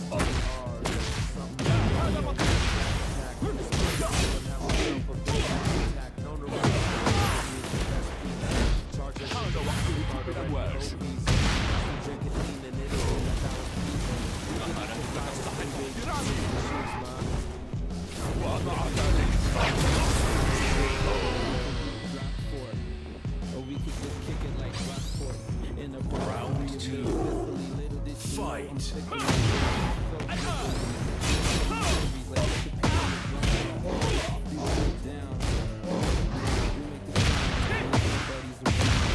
Like a tree or the tears of a clown. Yo, I'm afraid of the small towns. I'm afraid of all crowns. Catch me at the crib. It's fun to do bad things. If any problem pop off, show that she drinking that pop off. Cause I'm a good fella. Now, times if they touch down, while I'm eating lunch now. Metaphysical, spiritual, third eye, abstract, backpack, vegan, skateboards, etc. Rap win. Busted ass debtors with cocaine. Rap bridge on a duet with T-Pain and Stephen Hawking. I'm not joking. Stop jocking. Stop talking. Get ready for Shut the up. next Hush up. battle. Please shut the fuck up. Shut up, dude. Shut up. That's racist is the new cool G rap. People at the Grammys. We'd like to thank G-Chat. We'd like to thank Weed Rap. The best rappers be real. Jokes, it's us. Round 1. Second Latin Fight. rapper that like the Beatles. But I'm black playing Donkey Kong. You don't even know what it's about. This is panic attack rap. Eat the 4 flat trap. Free, they always come back to me. The internet told me that. I'm an internet thug. Yes, I'm looking for man. Pause by. That's yes, I'm homo. Catch me on the south side. Kicking it with Gary Soto. All the cholos saying me that because I rock secondhand Versace. Round 2. Watch me. Fight.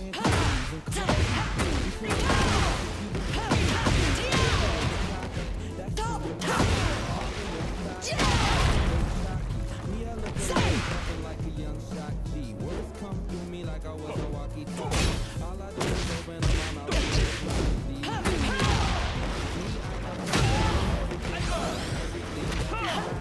Jokes that is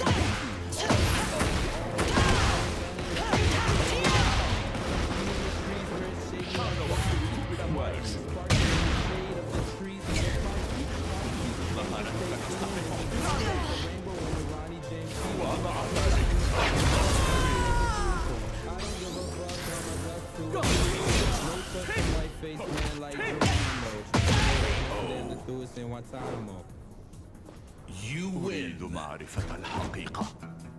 If you grew up with white boys who only look at black and Puerto Rican porno cause they want something that their dad don't got, then you know where you're at. Motoring your ear holes shut in a rush with wet coke in a Starbucks bathroom with the door closed on. Round 1. Fight.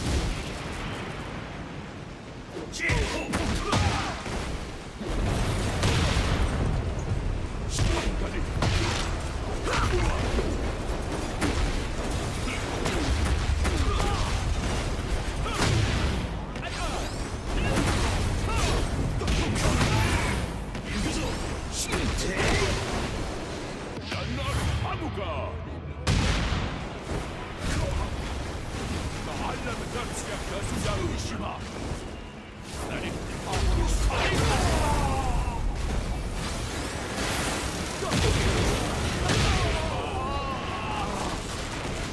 Round 2.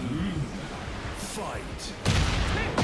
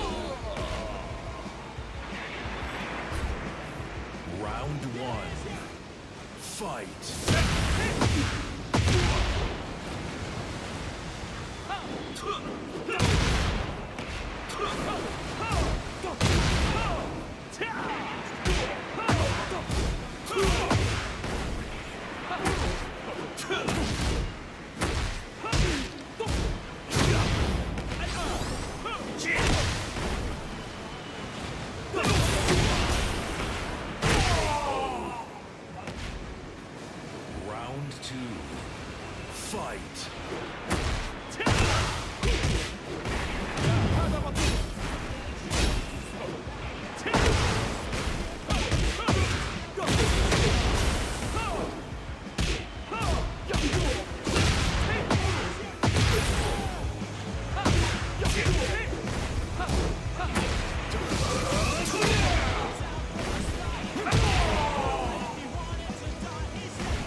تقبل عقابك ياكوشيما.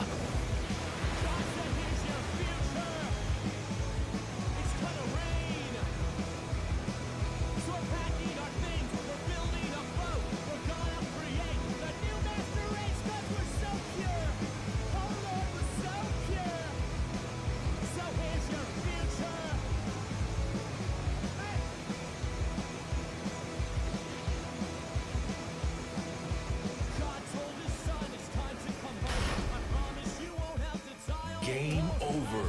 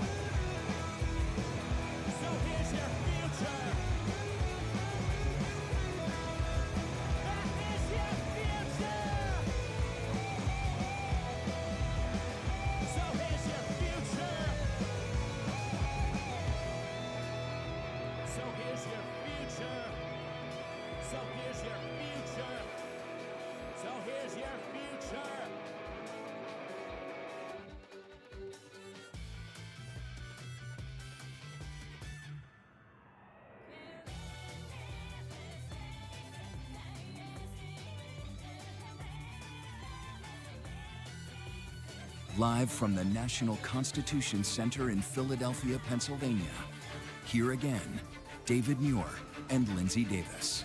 Welcome back to this historic ABC News presidential debate tonight. We're going to continue here, and I want to turn to the war in Ukraine. We're now 2.5 years into this conflict. Mr. President, it has been the position of the Biden administration that we must defend Ukraine from Russia, from Vladimir Putin, to defend their sovereignty, their democracy, that it's in America's best interest to do so, arguing that if Putin wins, he may be emboldened to move even further into other countries. You have said you would solve this war in 24 hours. You said so just before the break tonight.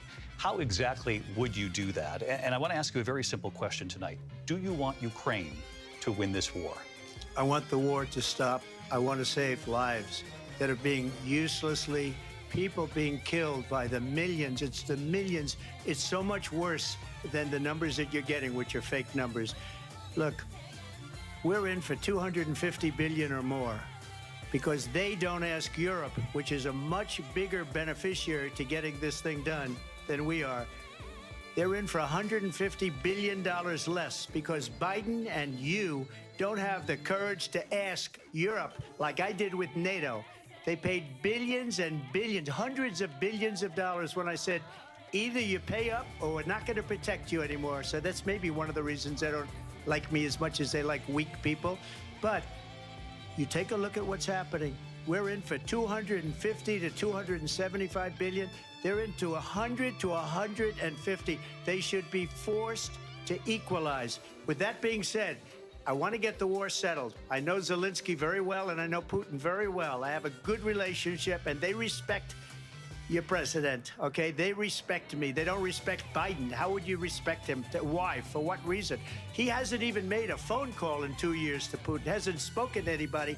They don't even try and get it. That is a war that's dying to be settled. I will get it settled before I even become president. If I win, when I'm president-elect, and what I'll do is I'll speak to one, I'll speak to the other, I'll get them together. That war would have never happened.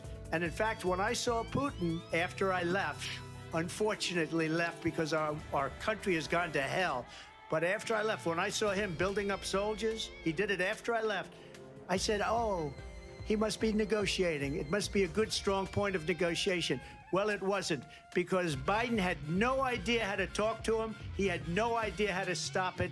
And now you have millions of people dead, and it's only getting worse, and it could lead to World War III. Don't kid yourself, David.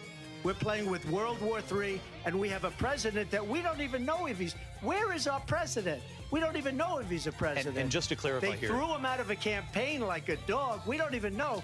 Is he our president? But we have a president, Mr. President, that doesn't know he's alive. Your time is up. Just to clarify in the question, do you believe it's in the U.S. best interest for Ukraine to win this war, yes or no? I think it's the U.S. best interest to get this war finished and just get it done. All right. Negotiate a deal, because we have to stop all of these human lives from being destroyed. I want to take this to Vice President Harris. I want to get your thoughts on support for Ukraine in this moment, but also as Commander-in-Chief, if elected, how would you deal with Vladimir Putin, and would it be any different from what we're seeing from President Biden? Well, first of all, it's important to remind the former president you're not running against Joe Biden, you're running against me. I believe the reason that Donald Trump says that this war would be over within 24 hours is because he would just give it up. And that's not who we are as Americans. Let's understand what happened here. I actually met with Zelensky a few days before Russia invaded, tried through force to change territorial boundaries, to defy one of the most important international rules and norms, which is the importance of sovereignty and territorial integrity. And I met with President Zelensky. I shared with him American intelligence about how he could defend himself. Days later, I went to NATO's eastern flank, to Poland and Romania. And through the work that I and others did, we brought 50 countries together to support Ukraine in its righteous defense. And because of our support, because of the air defense, the ammunition, the artillery, the javelins, the Abrams tanks that we have provided, Ukraine stands as an independent and free country. If Donald Trump were president, Putin would be sitting in Kyiv right now. And understand what that would mean, because Putin's agenda is not just about Ukraine. Understand why the European allies and our NATO allies are so thankful that you are no longer president, and that we understand the importance of the greatest military alliance the world has ever known, which is NATO, and what we have done to preserve the ability of Zelensky and the Ukrainians to fight for their independence. Otherwise, Putin would be sitting in Kyiv with his eyes on the rest of Europe, starting with Poland. And why don't you tell the 800,000 Polish Americans right here in Pennsylvania how quickly you would give up for the sake of favor and what you think is a friendship with what is known to be a dictator who would eat you for lunch. Vice President Harris, thank you. We've heard from both of you on Ukraine tonight. Afghanistan came up in the last hour. I wanted her to respond to something you said earlier, and please, I'll give you a minute here. Putin would be sitting in Moscow, and he wouldn't have lost 300,000 men and women, but he would have been sitting in Moscow, quiet please, he would have been sitting in Moscow much happier than he is right now. But eventually, you know, he's got a thing that other people don't have. He's got nuclear weapons. They don't ever talk about that. He's got nuclear weapons. Nobody ever thinks about that. And eventually, maybe he'll use them, and maybe he hasn't been that threatening, but he does have that. Something we don't even like to talk about. Nobody likes to talk about it. But just so you understand, they sent her to negotiate peace before this war started. 3 days later, he went in and he started the war because everything they said was weak and stupid. They said the wrong things. That war should have never started. She was the emissary. They sent her in to negotiate with Zelensky and Putin, and she did. And the war started 3 days later. And that's the kind of talent we have with her. She's worse than Biden. In my opinion, I think he's the worst president in the history of our country. She goes down as the worst vice president in the history of our country. But let me tell you something. She is a horrible negotiator. They sent her in to negotiate. As soon as they left, Putin did the invasion. President Trump, thank you. You did bring up something. You said she went to negotiate with Vladimir Putin. Vice President Harris, have you ever met Vladimir Putin? Can you clarify tonight? Yet again, I said it at the beginning of this debate, you're going to hear a bunch of lies coming from this fellow. and that is another one. When I went to meet with President Zelensky, I've now met with him over 5 times. The reality is it has been about standing as America always should, as a leader upholding international rules and norms, as a leader who shows strength, understanding that the alliances we have around the world are dependent on our ability to look out for our friends and not favor our enemies because you adore strongmen instead of caring about democracy. And that is very much what is at stake here. The President of the United States is Commander-in-Chief, and the American people have a right to rely on a president who understands the significance of America's role and responsibility in terms of ensuring that there is stability and ensuring we stand up for our principles and not sell them for the benefit of personal flattery. We've talked about Ukraine and Vladimir Putin. I do want to talk about Afghanistan. It came up in the first hour of this debate. I want to move on to Afghanistan. Said Trump did the most amazing thing I've ever seen. He got these countries, the 28 countries at the time, to pay up. He said, I've never seen, he's the head of NATO. He said, I've never seen. For years, we were paying almost all of NATO. We were being ripped off by European nations, both on trade and on NATO. I got them to pay up by saying one of the statements you made before, if you don't pay, we're not going to protect you. President Otherwise, Trump. we would have never gotten it. He said it was one of the most incredible jobs that he's ever seen done. Thank you. I want to turn to Afghanistan. It came up in the first hour of the debate, and we witnessed a poignant moment today on Capitol Hill, honoring the soldiers who died in the chaotic withdrawal from Afghanistan. I do want to ask the Vice President, do you believe you bear any responsibility in the way that withdrawal played out? Well, I will tell you, I agreed with President Biden's decision to pull out of Afghanistan. 4 presidents said they would, and Joe Biden did. And as a result, America's taxpayers are not paying the $300 million a day we were paying for that endless war. And as of today, there is not one member of the United States military who is in active duty in a combat zone in any war zone around the world, the first time this century. But let's understand how we got to where we are. Donald Trump, when he was president, negotiated one of the weakest deals you can imagine. He calls himself a deal maker. Even his national security advisor said it was a weak, terrible deal. And here's how it went down. He bypassed the Afghan government. He negotiated directly with a terrorist organization called the Taliban.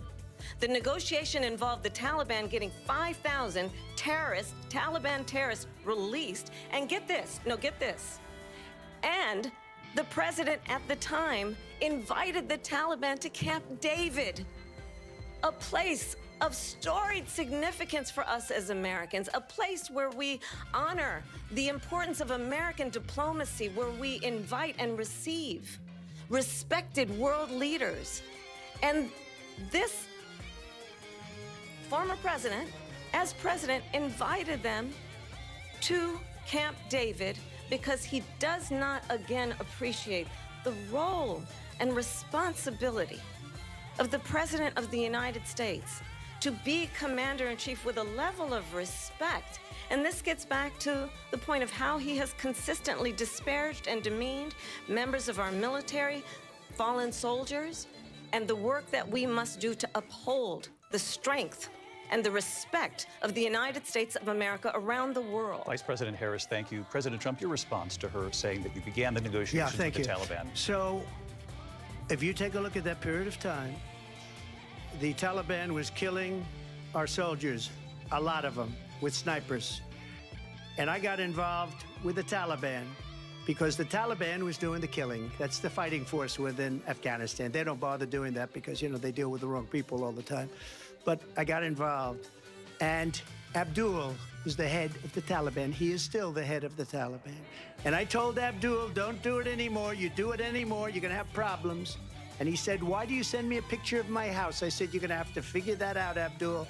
And for 18 months, we had nobody killed. We did have an agreement negotiated by Mike Pompeo. It was a very good agreement. The reason it was good, it was we were getting out. We would have been out faster than them, but we wouldn't have lost the soldiers. We wouldn't have left many Americans behind, and we wouldn't have left we wouldn't have left $85 billion worth of brand new, beautiful military equipment behind. And just to finish, they blew it. The agreement said you have to do this, this, and they didn't do it. They didn't do it. The agreement was terminated by us because they didn't do what they were supposed to do. I want to move on. And these people did the worst withdrawal and, in my opinion, the most embarrassing moment in the history of our country. And by the way, that's why Russia attacked Ukraine, because they saw how incompetent she and her boss are. President Trump, thank you. I want to move on now to race and politics in this country. Mr. President, you recently said of Vice President Harris, quote, "I didn't know she was black until a number of years ago when she had..."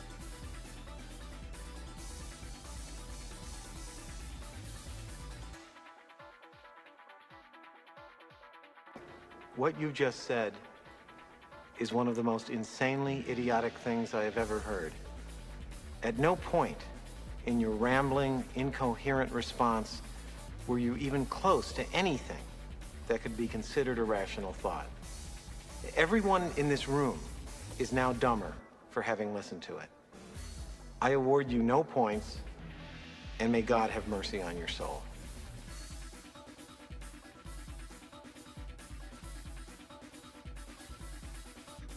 Happened to turn black, and now she wants to be known as black. I want to ask a bigger picture question here tonight. Why do you believe it's appropriate to weigh in on the racial identity of your opponent? I don't, and I don't care.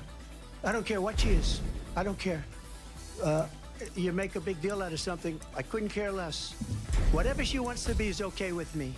But those were your words, so I'm asking... I don't know. I mean, all I can say is I read where she was not black, that she put out, and I'll say that. And then I read that she was black, and that's okay. Either one was okay with me. That's up to her.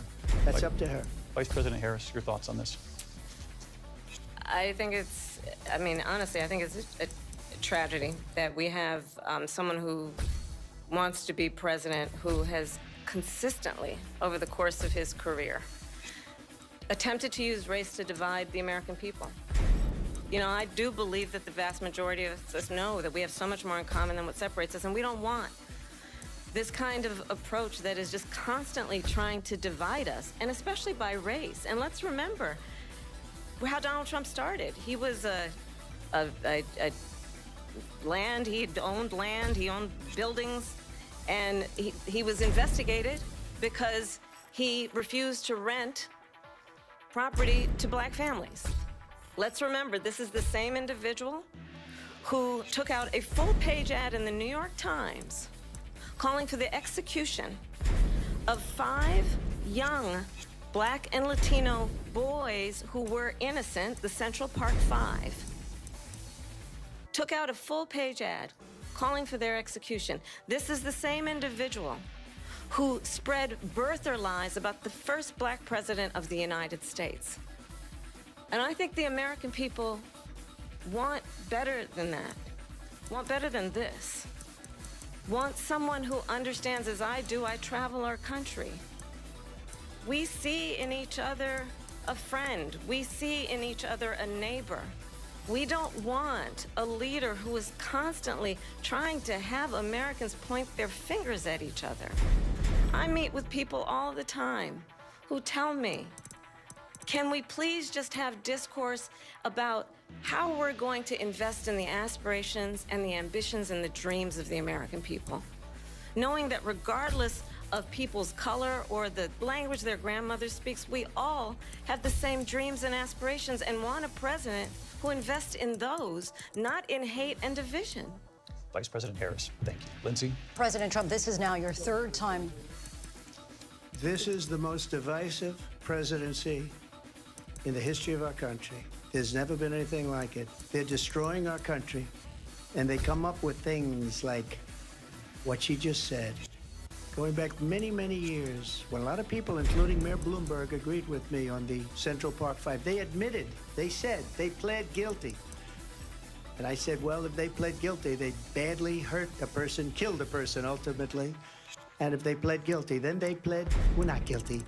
But this is a person that has to stretch back years, 40, 50 years ago, because there's nothing now. I built one of the greatest economies in the history of the world, and I'm going to build it again. It's going to be bigger, better, and stronger. But they're destroying our economy. They have no idea what a good economy is. Their oil policies, every single policy. And remember this, she is Biden. You know, she's trying to get away from Biden. I don't know the gentleman, she says. She is Biden.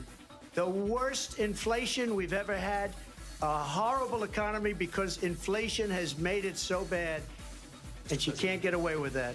Time's up. I want to respond to that, though. I want to just respond briefly. Clearly, I am not Joe Biden, and I am certainly not Donald Trump. And what I do offer is a new generation of leadership for our country. One who believes in what is possible, one who brings a sense of optimism about what we can do instead of always disparaging the American people. I believe in what we can do to strengthen our small businesses, which is why I have a plan. Let's talk about our plans and let's compare the plans. I have a plan.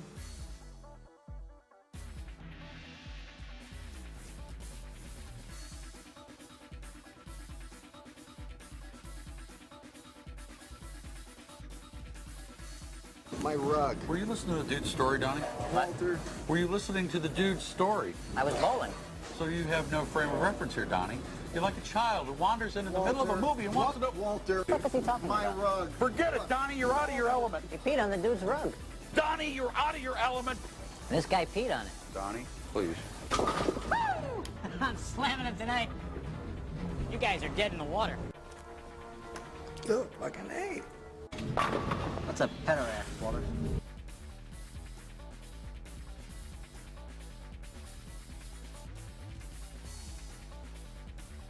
We're talking about unchecked aggression here, What the fuck is he talking My about? rug. Forget it, Donnie. You're out of your element. Walter. Peed on the dude's rug. Donnie, you're out of your element. This guy peed on it. Donnie, please. What's a pederast, Walter? Shut the fuck up, Donnie. I am the walrus. Shut the fuck up, Donnie. They posted the next round for the tournament. Donnie, shut the We're talking about unchecked aggression. We're talking about unchecked aggression here, What the dude. fuck is he talking My about? rug. Forget it, Donnie. You're out of your element. Walter. Peed on the dude's rug. Donnie, you're out of your element. This guy peed on it. Donnie, please. What's a pederast, Walter? Shut the fuck up, Donnie. I am the walrus. Shut the fuck up, Donnie. They posted the next round for the tournament. Donnie, shut the When do we play? Saturday. Near the In-N-Out Burger. Those are good burgers, Walter. Shut the fuck up, Donnie. We'll be near the In-N-Out Burger. Shut the fuck up, Donnie. Who's in pajamas, Walter? Shut the fuck up, Donnie. To give startup businesses $50,000 tax deduction, to pursue their ambitions, their innovation, their ideas, their hard work. I have a plan, $6,000 for young families for the first year of your child's life to help you in that most critical stage of your child's development. I have a plan that is about allowing people to be able to pursue what has been fleeting in terms of the American dream by offering a help with down payment of $25,000 down payment assistance for first-time home buyers. That's the kind of conversation, I believe, David, that people really want tonight, as opposed to a conversation that is constantly about belittling and name-calling. Let's turn the page Vice President and move Harris, forward. Thank you. Let's turn to policy. President Let's Trump, turn back we to have policy. to move on. President Trump. Let's turn to policy, She has please. a plan to defund the police. She has a plan to confiscate everybody's gun. President Trump, she we has do a have to plan move on to not other allow issues. fracking in Pennsylvania or anywhere else. Okay. That's what her plan is until just recently. I just need Lindsay, to go ahead. respond because Trump, no, the President former Trump. president has No, said I'm something sorry. twice that I need to No, respond to. I'm sorry. We're I just going need to move respond on, Vice one President time Harris. to what he has President said Trump, this is multiple now your third time running for president. You have long vowed to repeal and replace the Affordable Care Act, also known as Obamacare. You have failed to accomplish that. You now say you're going to keep Obamacare, quote, unless we can do something much better. Last month, you said, quote, we're working on it. So tonight, 9 years after you first started running, do you have a plan, and can you tell us what it is? Obamacare was lousy health care, always was. It's not very good today. And what I said, that if we come up with something, and we are working on things, we're going to do it and we're going to replace it. But remember this, I inherited Obamacare because Democrats wouldn't change it. They wouldn't vote for it.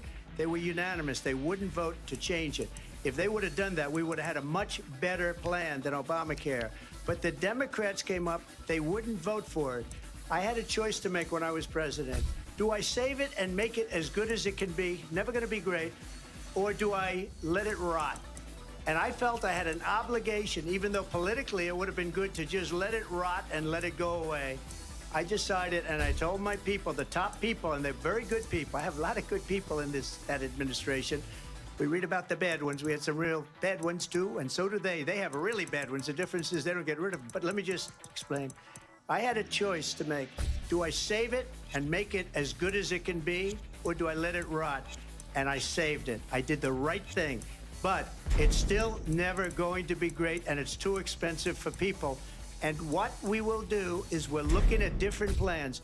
If we can come up with a plan that's going to cost our people, our population, less money and be better health care than Obamacare, then I would absolutely do it. But until then, I'd run it as good as it can be run. So just a yes or no, you still do not have a plan? I have concepts of a plan. I'm not president right now. But if we come up with something, I would only change it if we come up with something. We are working on things. We're going to...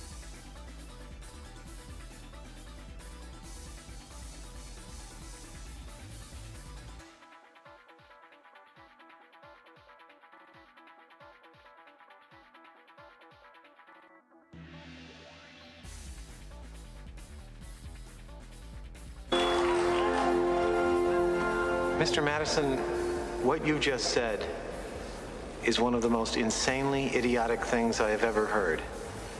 At no point in your rambling, incoherent response were you even close to anything that could be considered a rational thought. Everyone in this room is now dumber for having listened to it. I award you no points, and may God have mercy on your soul. Okay, a simple wrong would have done just fine, but you remain one to do it, and we're going to replace it. But remember this, I inherited Obamacare because Democrats wouldn't change it. They wouldn't vote for it. They were unanimous. They wouldn't vote to change it.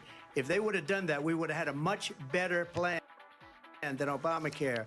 But the Democrats came up, they wouldn't vote for it. I had a choice to make when I was president. Do I save it and make it as good as it can be, never going to be great, or do I let it rot? And I felt I had an obligation, even though politically it would have been good to just let it rot and let it go away. I decided, and I told my people, the top people, and they're very good people. I have a lot of good people in that administration. We read about the bad ones. We had some real bad ones too, and so do they. They have really bad ones. The difference is they don't get rid of them. But let me just explain. I had a choice to make. Do I save it and make it as good as it can be, or do I let it rot? And I saved it. I did the right thing. But it's still never going to be great, and it's too expensive for people. And what we will do is we're looking at different plans. If we can come up with a plan that's going to cost our people, our population, less money and be better health care than Obamacare, then I would absolutely do it. But until then, I'd run it as good as it can be run. So just a yes or no, you still do not have a plan? I have concepts of a plan. I'm not president right now. But if we come up with something, I would only change it if we come up with something that's better and less expensive. And there are concepts and options we have to do that. And you'll be hearing about it in the not too distant future. Vice President. We're talking about unchecked aggression here, What the fuck is he talking about? My rug. Forget it, Donnie. You're out of your element. Walt peed on the dude's rug. Donnie, you're out of your element. This guy peed on it. Donnie, please. What's a pederast, Walter? Shut the fuck up, Donnie. I am the walrus. Shut the fuck up, Donnie. They posted the next round for the tournament. Donnie, shut the fuck up. When do we play? Saturday. Near the In-N-Out Burger. Those are good burgers, Walter. Shut the fuck up, Donnie.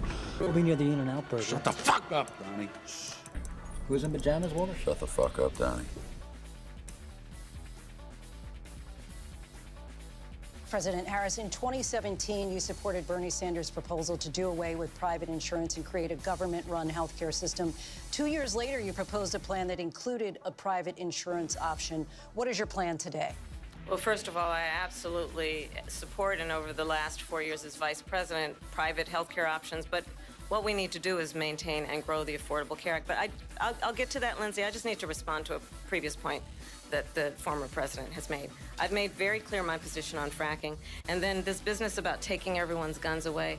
Tim Walz and I are both gun owners. We're not taking anybody's guns away. So stop with the continuous lying about this stuff. As it relates to the Affordable Care Act, understand, let's just look at the history to know where people stand. When Donald Trump was president, 60 times he tried to get rid of the Affordable Care Act. 60 times. I was a senator at the time when I will never forget the early morning hours when it was up for a vote in the United States Senate. And the late, great John McCain, who you have disparaged as being you don't like him, you said, at the time because he got caught. He was an American hero. The late, great John McCain, I will never forget that night, walked onto the Senate floor and said, no, you don't. No, you don't. No, you don't get rid of the Affordable Care Act. You have no plan. And what the Affordable Care Act has done is eliminate the ability of insurance companies to deny people with pre-existing conditions. I don't have to tell the people watching tonight, you remember what that was like? Remember when an insurance company could deny if a child had asthma, if someone was a breast cancer survivor, if a grandparent had diabetes? And thankfully, as I've been vice president and we over the last 4 years have strengthened the Affordable Care Act, we have allowed for the first time Medicare to negotiate drug prices on behalf of you, the American people. Donald Trump said he was going to allow Medicare to negotiate drug prices. He never did. We did. And now we have capped the cost of insulin at $35 a month. Since I've been vice president, we have capped the cost of prescription medication for seniors at $2,000 a year. And when I am president, we will do that for all people, understanding that the value I bring to this is that access to health care should be a right and not just a privilege of those who can afford it. And the plan has to be to strengthen the Affordable Care Act, not get rid of it, Vice President Harris, in terms of where Donald Trump stands on that. I want to move to an issue that's important for a lot of... She made a mistake. At number one, John McCain fought Obamacare for 10 years. But it wasn't only him. It were all of the Democrats that kept it going. And you know what? We can do much better than Obamacare, much less money. But she won't improve private insurance for people, private medical insurance. That's another thing she doesn't want to get. People are paying privately for insurance that have worked hard and made money, and they want to have private. She wants everybody to be on government insurance where you wait 6 months for an operation that you need immediately. President Trump, thank you. We have another issue that we'd like to get to that's important for a number of Americans, in particular younger voters, and that's climate change. President Trump, with regard to the environment, you say that we have to have clean air and clean water. Vice President Harris, you call climate change an existential threat. The question to you both tonight is, what would you do to fight climate change? And Vice President Harris, we'll start with you. 1 minute for you each. Well, the former president had said that climate change is a hoax. And what we know is that it is very real. You ask anyone who lives in a state who has experienced these extreme weather occurrences, who now is either being denied home insurance or it's being jacked up. You ask anybody who has been the victim of what that means in terms of losing their home, having nowhere to go. We know that we can actually deal with this issue. The young people of America care deeply about this issue. And I am proud that as vice president over the last 4 years, we have invested $1 trillion in a clean energy economy, while we have also increased domestic gas production to historic levels. We have created over 800,000 new manufacturing jobs while I have been vice president. We have invested in clean energy to the point that we are opening up factories around the world. Donald Trump said he was going to create manufacturing jobs. He lost manufacturing jobs. And I'm also proud to have the endorsement of the United Auto Workers and Sean Fain, who also know that part of building a clean energy economy includes investing in American-made products, American automobiles. It includes growing what we can do around American manufacturing and opening up auto plants, not closing them like happened under Donald Trump. Vice President Harris, thank you. It didn't happen under Donald Trump. Let me just tell you, they lost 10,000 manufacturing jobs this last month. It's going, they're all leaving. They're building big auto plants in Mexico, in many cases owned by China. They're building these massive plants, and they think they're going to sell their cars into the United States because of these people. What they have given to China is unbelievable. But we're not going to let that. We'll put tariffs on those cars so they can't come into our country, because they will kill the United Auto Workers and any auto worker, whether it's in Detroit or South Carolina or any other place. What they've done to business and manufacturing in this country is horrible. We have nothing because they refuse. You know, Biden doesn't go after people because supposedly China paid him millions of dollars. He's afraid to do it. Between him and his son, they get all this money from Ukraine. They get all this money from all of these different countries. And then you wonder, why is he so loyal to this one, that one, Ukraine, China? Why is he? Why did he get $3.5 million from the mayor of Moscow's wife? Why did she pay him $3.5 million? This is a crooked administration, and they're selling our country down the tubes. President Trump, thank you. Thank you. We'll be right back with closing statements from both of our candidates. An historic night, this ABC News presidential debate from Philadelphia. Back in a moment. لا أريد ذاك لكن سأقاتلك إذا اضطررت. The ABC News presidential debate will continue after this. Baywatch is a fantasy. Baywatch was sexy. Baywatch was the #1 show in the world. Any more cutting? As a Time has come for closing. Would you? I hated the Brat Pack. What a disaster. Why did we take it as an offense? Andrew? I'm not going to say we were the Beatles or anything. Well, we didn't fill Shea Stadium. 1985? I think we could have. Let's go. We are heading into the unknown. Oh my gosh. We just saw what no one has seen before. Well, dead ahead! Tekken! Hammer, hammer, hammer. It doesn't get any more cutting edge than this.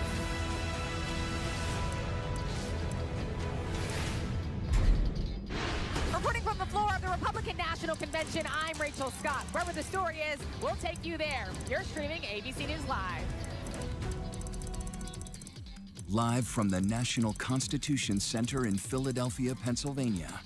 Here again, David Muir and Lindsay Davis. Welcome back tonight. The time has come for closing statements, and Vice President Harris. Is a berserker who stops at nothing to get what he wants.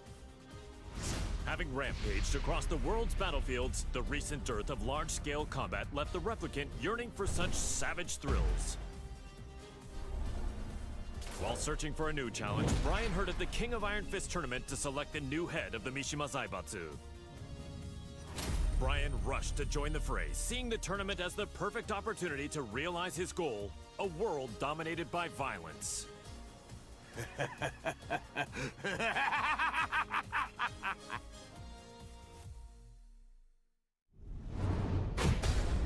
Welcome to the King of Iron Fist tournament. First up.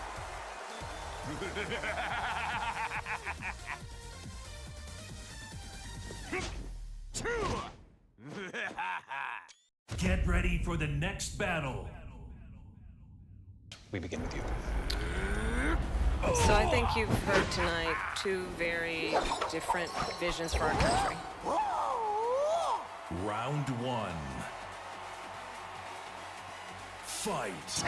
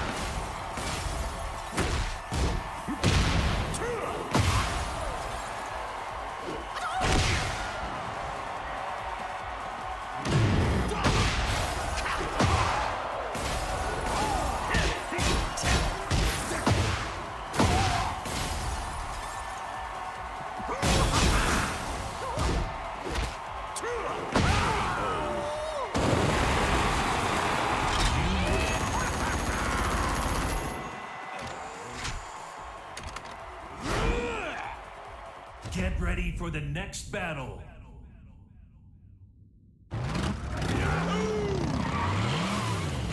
Yes! Round one. Fight.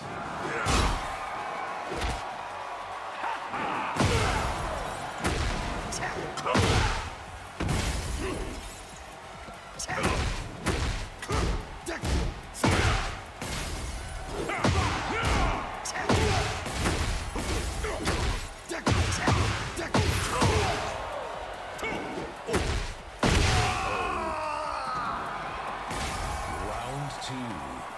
Fight.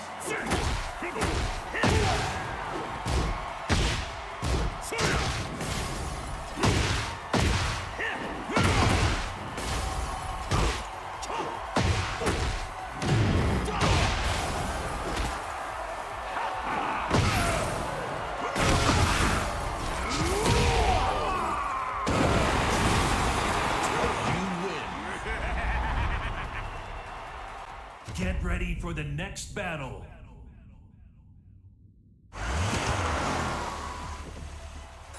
짓밟아주겠어. Round one. Fight.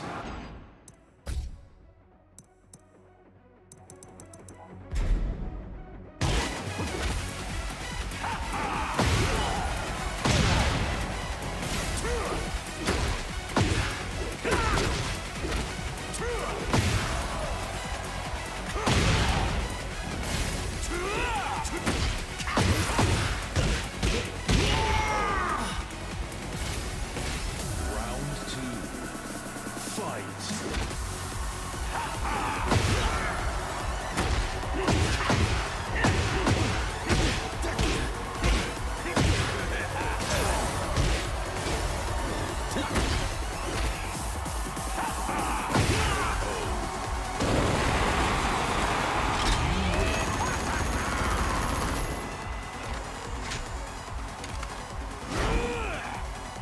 Get ready for the next battle. Round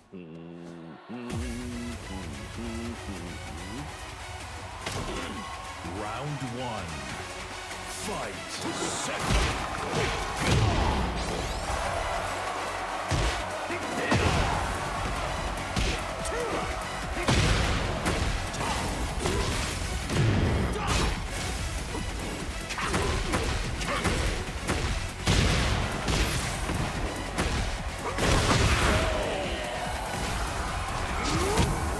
two. Fight.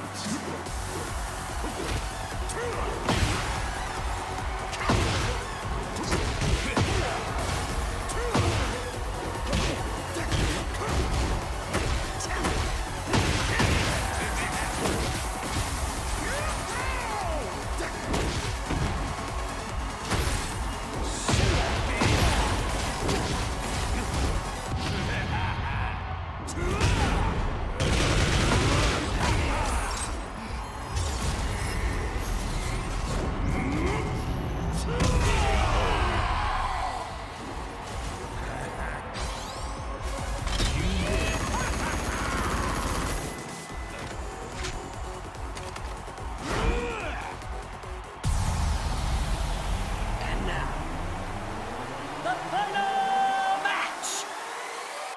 Get ready for the next battle. Round